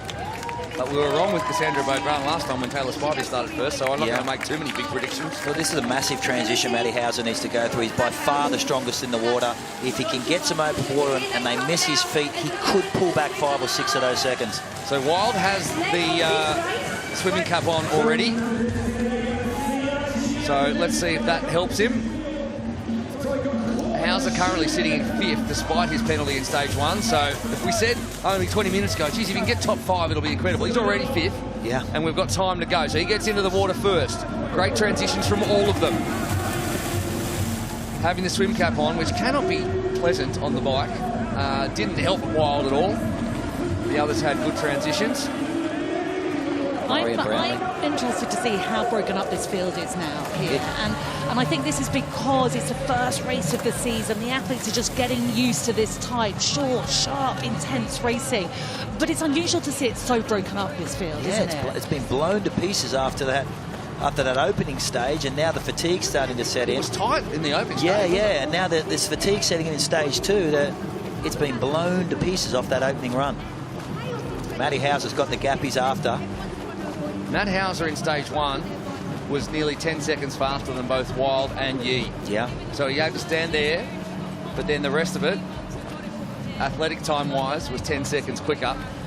The big advantage Matt has here is Yee and Wild are not used to leading swim, so it's very, very difficult when you're a non-swimmer in comparison to a Matt Hauser to actually lead. You've got to lift up, watch where you're going, where usually you're just following feet. So once that gap's open as it is, it's huge. It's now mano a mano. It's huge in 100 metres. He's put a good 3-4 body lengths into himself, and I think it's Wild that's sitting in second place. He's on his feet. Matt Hauser short shoot. Wow. There we go. Matt Hauser has been delivered a short shoot from Tim Don, as he said he would be. The other short shoot will go to a Rhino, but I'm hearing it might go to Vasco Vilasa. Oh, that's a big one. Which is huge for Matt Hauser. There you go. Vilasa picks up the short shoot, so the tactics from Ronnie Schildneck deciding not to give the short shoot to Alex Yee, backing Yee's run in. Yeah. This is what I love about the triple mix, because, you know, swim, bike, run, it's fine. The swimmers, you know, always end up leading out. But here what we're seeing is that the non-swimmers find it really tough to stay on, don't they, in the second and the third swim, because the hips slightly drop in the water. We know about that, Matt. Yeah, I was a non-swimmer. I know that all too well. The hips drop in the water. And you can see there when they come out from underneath, if we stay on that shot, that Hayden Wild's up on the hip of Alex Yee, which is very good for Matt Hauser. And look behind, that's Jonathan Brownlee, who is used to leading swims, who can now keep that sight line with the two athletes in front and try and close that gap, which is a huge move. It's a big swim from Jonny Brownlee, though. Huge. Can Hauser take, what is that? What do you think that is, 6-7 seconds? Yeah. He's 12 seconds in arrears. That's a huge gap, and as you said, Annie, that when you're swimming for the title as opposed to running for the title, you know, and you've got your strongest discipline to end, Matty Hauser's going to roar out of this water, and that's 6 to 7 seconds. Well, he would think, I was 12 seconds down with the penalty, I was quicker than him. I was 10 seconds quicker than him in stage 1. I've taken half of that gap in stage 2. I can win this race. Yeah. So Hauser sprints his way down the black carpet, and he's going to find out how far ahead he is. He crosses the line in 15:02. Yeah. Sorry, there you go, 15:06. The others come across, clock ticking. What are the splits going to say? 7-8 seconds. 11.1. Wow. Seconds between them, putting them all basically within a second of each other. Oy. We're going to confirm that, but that's what the graphic says, which is an incredible race from Matt Hauser.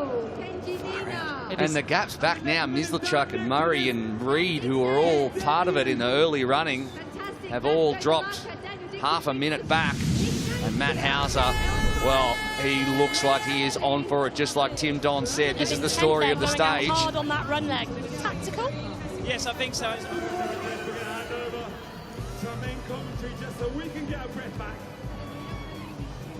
So the three of them were well ahead, and Brownlee was chasing alongside a pair of cheaters.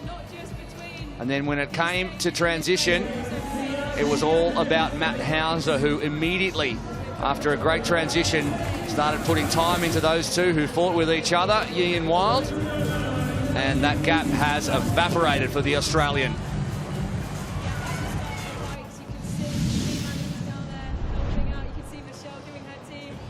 Matt, a really tough break for you on that first round, but you've rallied so hard. Are you fighting on anger right now? Frustration, adrenaline. I just got to keep the team going, keep the ball rolling, got the short shoot, so hopefully I can use it to my advantage in the last stage. You did a brilliant job of keeping in there on round one, a fantastic job of winning round two. You've got that short shoot all to play for in round three. That's it, yeah, it all comes down to this. So this is what we dream of, this is what we train for, so time to bring it home, baby. Let's go. The Team Eagles together have put together a pretty solid performance. You're a new signing this year. Obviously that false start being awarded to you is not what you'd want, but I think you put together a really strong showing and showing what kind of athlete you've turned into this year. Yeah, that's right. It's all about momentum, and I'm carrying that towards 2022 and hopefully onwards. So, yeah, time to be able to put the finishing touches up. We'll let you get ready. Thank you so much, Matt. A quick chat there between Tim Don and Matt Hauser, and he's actually looking pretty composed, considering.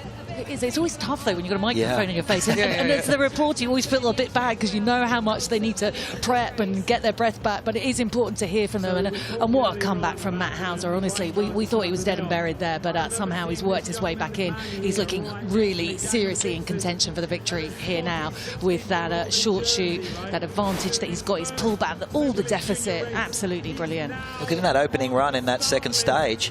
He tracked both Alex Yee and Hayden Wild, so there's no run advantage. On paper there is with Yee, but there's no run advantage technically to Hauser over Yee over Hauser. We're going to see the confirmed splits in just a second, but I think it's going to be Yee 1 second ahead of Wild, with Hauser incredibly 3 seconds back. Brownlee 16 seconds back, so at the moment it's a race in 3 with Mislachuk at 21 and Baxter at 23, but we'll get confirmation of that in just a second. Tim Dawn into it down there. He needs this win.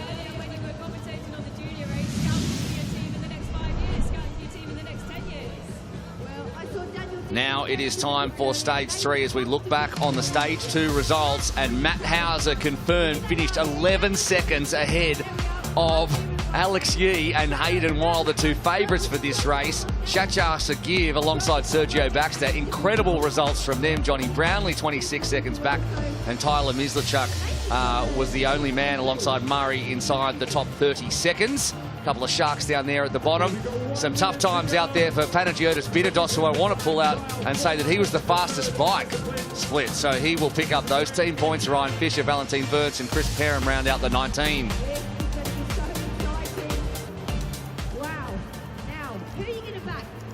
So 2 men have been eliminated. Max Stapley was one of them. He had that accident and couldn't come back from that. So unfortunate for Stapley. He knows he's got a job ahead of him as well. Danger. Ryan Fisher a long way back, as is Chris Perham from the Scorpions. You're a bit more quiet. You're very cocky after the women's race, Macca. Haven't heard so much from you in this one. Well, yeah, Chris Perham, of course, brought in, wasn't he, really last minute there when poor Henry Schumann, the disasters keep happening, and not able to come after a fall on his bike, but Chris Perham finding himself in a very dangerous position now. But a good, it's just great that he's here and racing in London. Here comes the pursuit start. This is where it is all run and won. And we start with the bike, swim, and we run it home. Yee, Wild, Hauser, the only man without the swim cap on already. They run to the bike and they go from there. Is it going to be an eagle? Could it be a cheetah? Long wait for Jonathan Brownlee as he watches his rivals disappear around that left-hand turn, and down the hill they go, and it is Yee who has kept that 1 second advantage. Brownlee now. He's the next with the bike out of transition. Desperation for Tyler Mislachok just off the back of Jonny Brownlee. He knows that Jonny will drive this first lap. If he can get that wheel, that could be the move of the stage. Speaking with the team manager's cap on there. Okay, just thinking about Tyler Mislachuk is his man. Who's your next one? Kenji Nina rounding out the top 10. Is also in your squad. He's got Velasa with him, Kenji, which is a big advantage, and Jamie Riddell just off the back. Again, two bikers that will work very, very hard. But Matty Hauser's we think Matt Hauser. I mean, we've got two Australians in the commentary box, so without being biased, do we think, given what's happened just then and how much time Hauser's put into the others, has he gone to... No. There's only so long you can race on anger. I'll tell you what's going to happen. I'll call it before it happens. Matty Hauser's going to tag both these gentlemen and do exactly what he did in the last stage.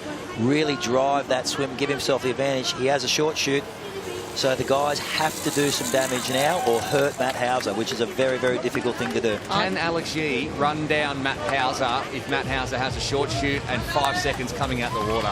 Well, Alex Yee can do anything, right? Yeah. Look at him in the Commonwealth Games, 30 seconds down on Wild. Okay, he got that controversial penalty, but Alex Yee in front of a home crowd, he runs better than anyone I think that I've ever seen, really. And particularly under pressure. Like, he never throws his toys out the pram, he just keeps his head down.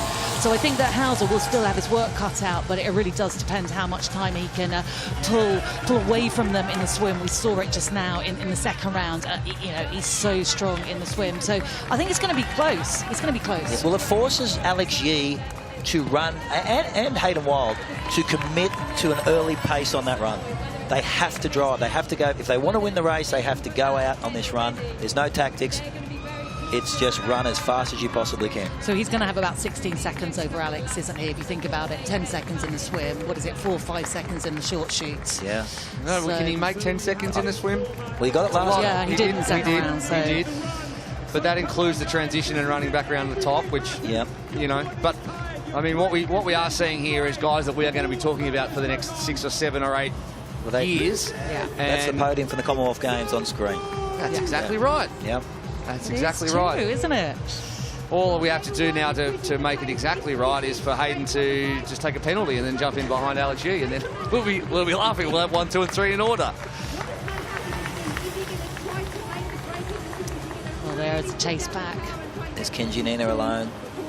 He was just a few seconds down, though, going out. I would have thought that you're looking at the top 10 behind Matt Hauser, Hayden Wild and Alex Yee. There would be a good group there that could really work well together. You put Richard Murray in there, Taylor Reid, Kenji Nina. They should be working together really hard, if for no other reason not to lose any more time. You know, potentially pull something back. But look at Alex Yee there, or rather Hayden Wild. The elbow comes out, nudges to say, come on, who's coming through?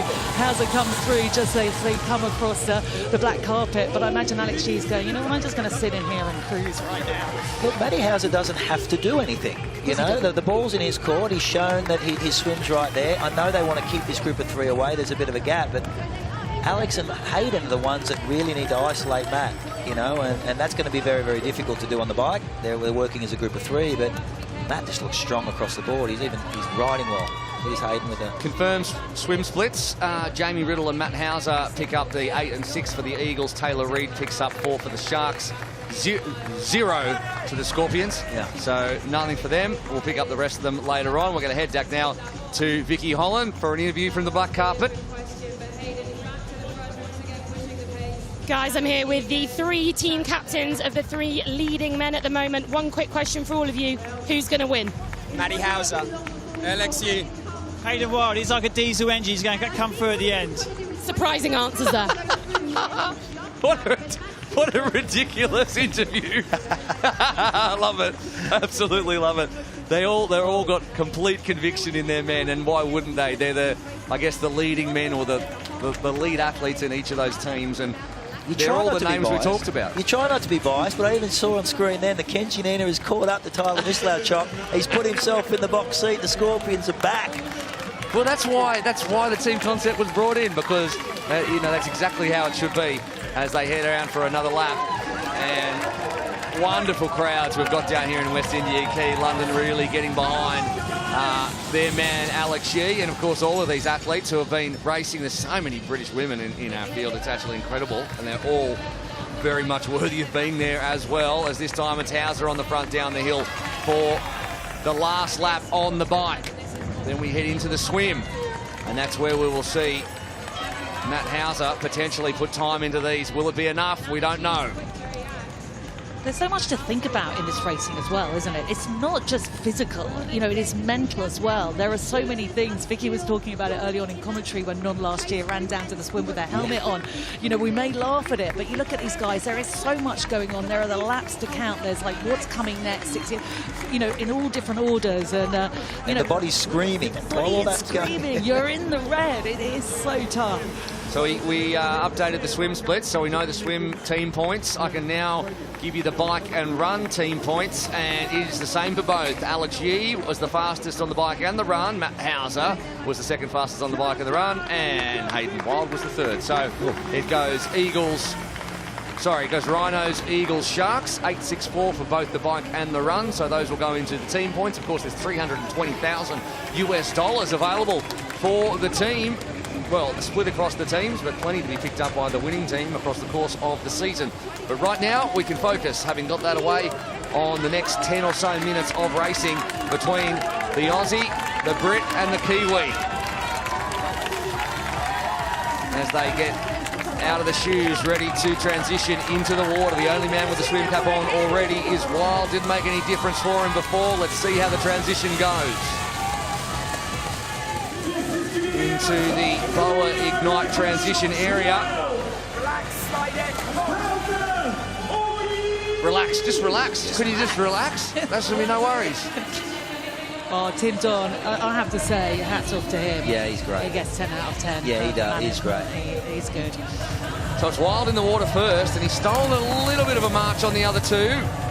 Matty's gone wide. He wants to try and get that open water and make sure Alex Yee doesn't grab his hip or grab his feet. So he's going to try and go as wide as he possibly can and make a move up on Hayden and do exactly what he did in stage 2. Move to the front, apply the pressure and get that gap. Once the gap's open, it's mano a mano, and a match race.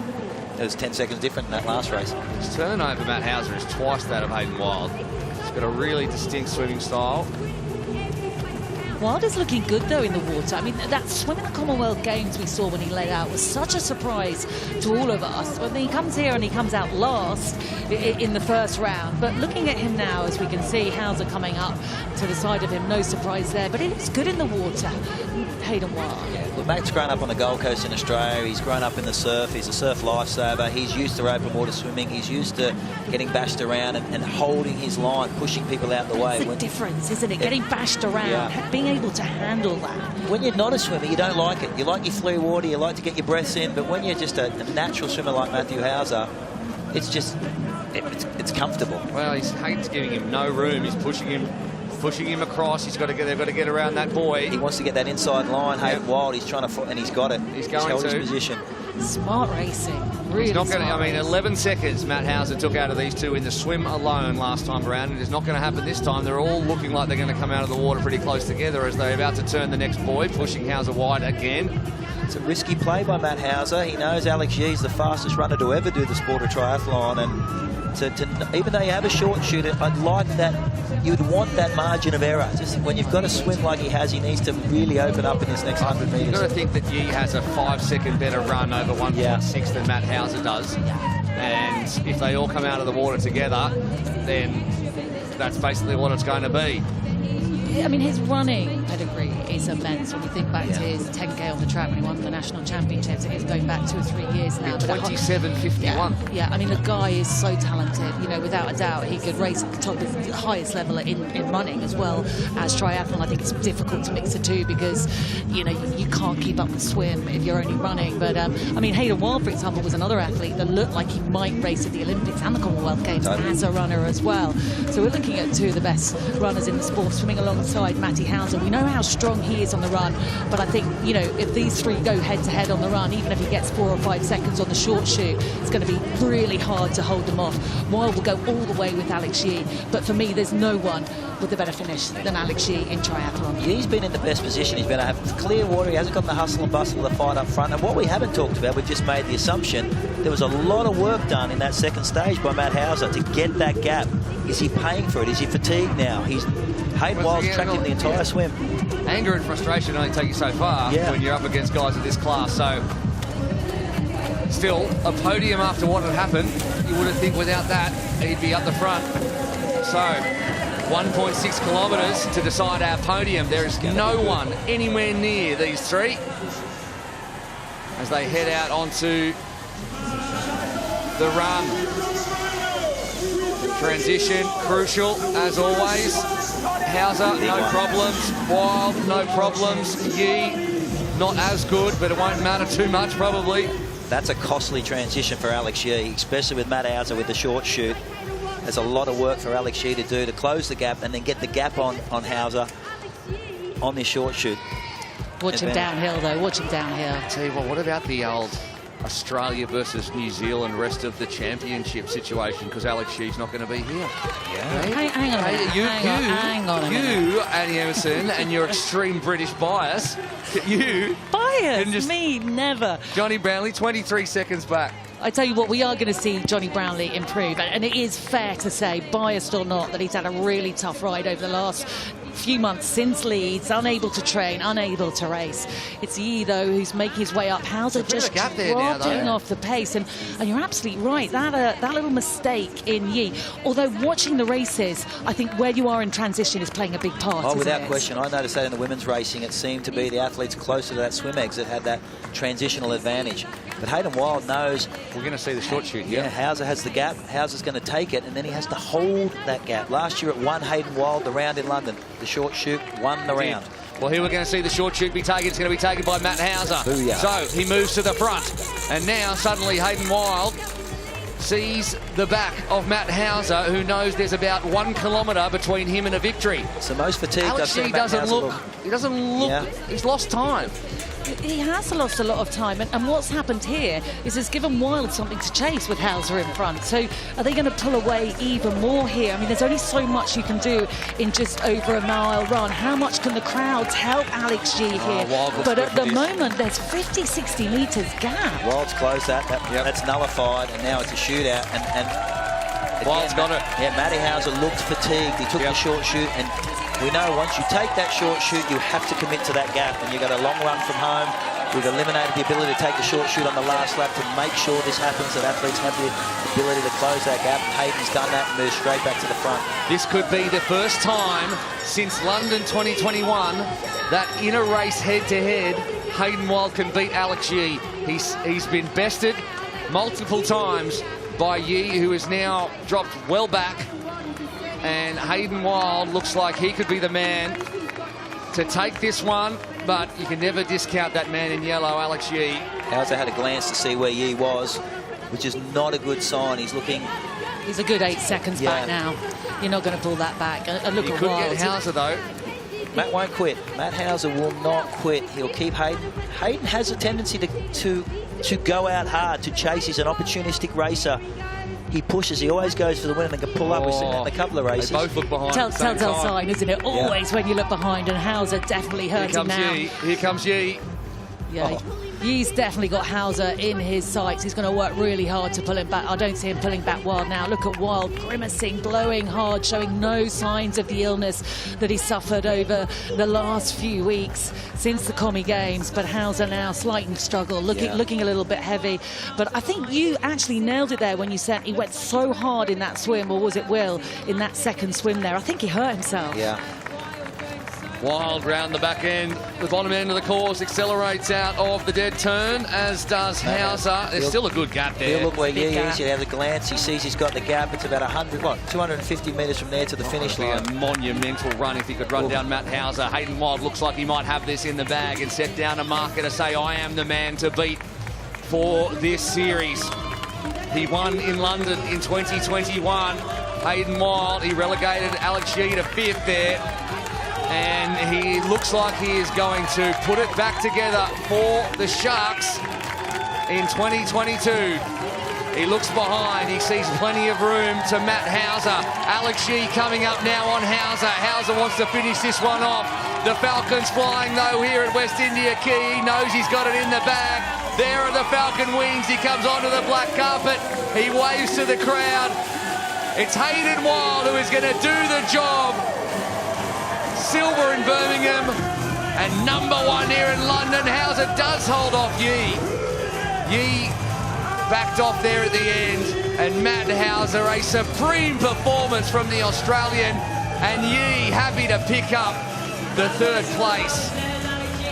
Well, well, well. We haven't even talked about what's going on back after them. Oh, it's a sprint afterwards. It's Brownlee and Mislichuk at the front, and Tyler's going to do it. That's a big boost for the Scorpions, and for Mislichuk, Brownlee takes fifth. Well done to Sergio Baxter, and Kenji Nina comes in 7th position as well. Incredibly important team points there. Wild has hurt himself. Hauser has done the same. And there is the manager supreme, who's shepherded his eagle into 2nd position. Imagine doing all that and then getting stopped for photos immediately after. Nobody wants that. Chacha Sakiv in the end, 45 seconds back. Chase McQueen within the minute. Valasa just outside the minute with the short shoot. We head down now to Vicky Hollands. Hayden, round 1 in London, and you've absolutely delivered here. How does that feel? Yeah, no, it's awesome to back it up after such a hard 4 weeks, and to come back and retain London. Yeah, honestly, I feel actually extremely sorry for Matt Hauser. He got, unfortunately, his partner got the penalty, but unfortunately he had to serve it. Things happen like that, but he raced amazing out there. I actually didn't realise he had the short shoot. So when he turned around, I was like, oh man, I've got to work for this. And yeah, really happy to bring home. You did a fantastic job today. We look forward to seeing what you've got next weekend in Munich. Hey, thank you so much. Looking forward to it.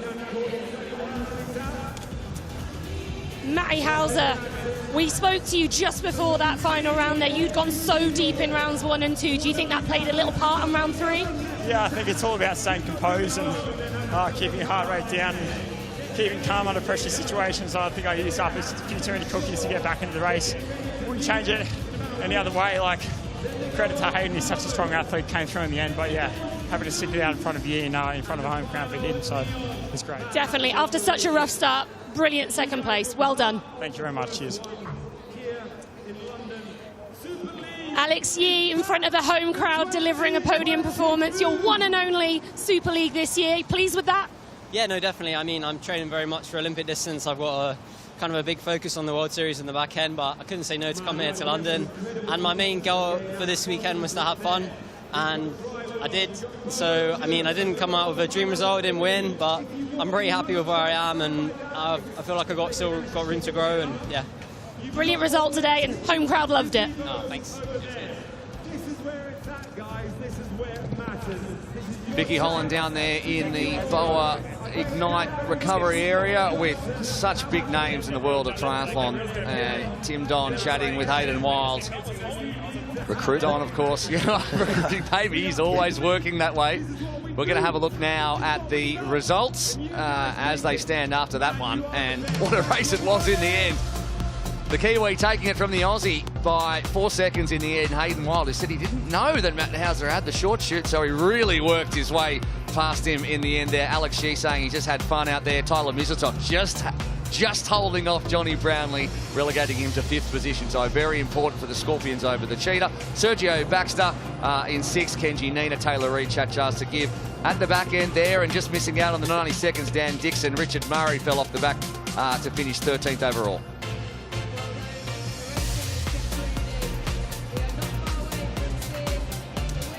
So that's how it stands. Hayden Wild will take the lead into Munich next weekend. What really does now with 3 weeks in a row is test how good people are to back up and back up and back up. Wild and Hauser have done it before. Mislichuk did fantastically, and Jonny Brownlee is going to be very interesting for him as well. Yeah, looking at it, I think Mislichuk is the one who can build through this. I know I'm a bit biased, but Hayden Wild has shown that race after race he can get stronger and stronger. Absolutely. Let's head down now to the presentation in just a second as they get ready to go. And all of these men just super impressive efforts. And it really changes the complexion of the teams. We're going to find out what the teams' points are. You're going to be a bit scared about that as we go down for the medal presentation now. Ladies and gentlemen, the medal presentation for the men's race. Please welcome the medalists. The medals will be presented by CEO and co-founder of Super League Triathlon, Michael Dolst.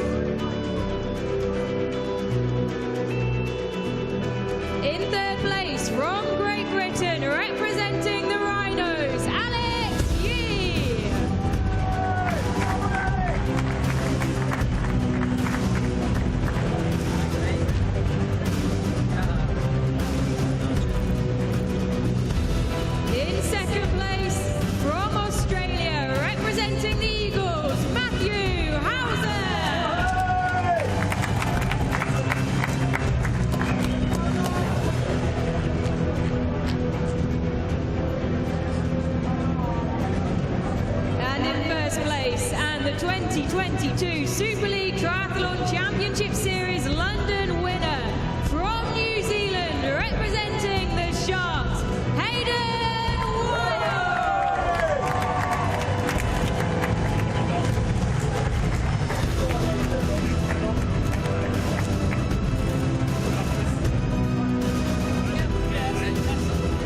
Ladies and gentlemen, please make some noise for your Championship Series London medalists.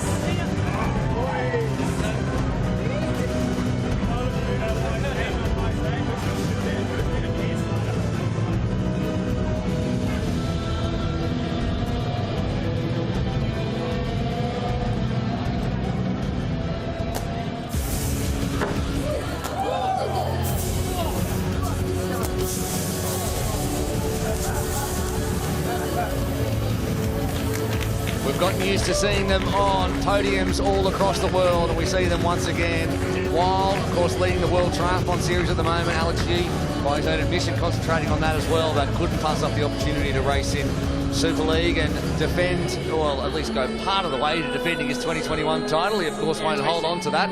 It could be that man there who's enjoying the win and sharing the champagne with us, who stands on the top when we get to Neom at the end of October. But right now, we're going to head down to Vicky Holland once again. NG, assistant team manager to the Bahrain Victoria Scorpions. Today couldn't have started much better for you guys. Well, we came in with a strategy, and it's working as a team unit, and it's worked out well for us. I am a little surprised. I thought we might have been in the second or third place. We'll take that first place all day. Those girls especially absolutely dominated at the start of the day, picking up points absolutely everywhere they could. That's really set you up for the series now. Well, I thought I'd made a mistake because I should have given that short shoot to Georgia, you know, and I said that in my head, not, oh, will I, won't I, should I? And I went the other way with Kathia, but that didn't really work in our favour. So, yeah, I'm really happy with that 1 and 3. And then in the men's, wow, what a class race. And just to be in that top 10, fantastic. Yeah, such strength in that men's race as well. But together, the whole team has rallied together. Going into the rest of the series, positive, surely. It's going to be a very, very fast series, the fastest series in the world. So everyone's going to have to bring their A game or you ain't going to be on the field. Amazing. Thank you so much. And we look forward to seeing you next weekend in Munich.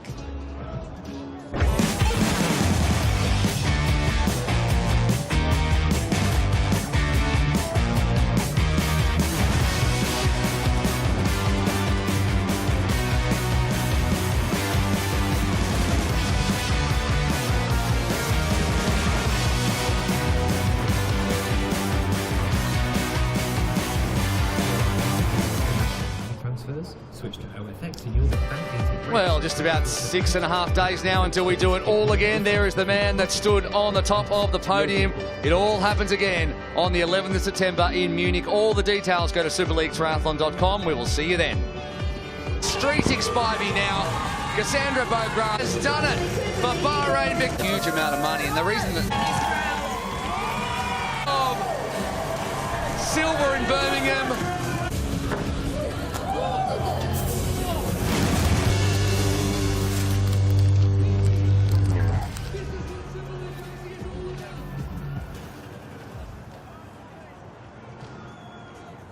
Been testing it since a few months.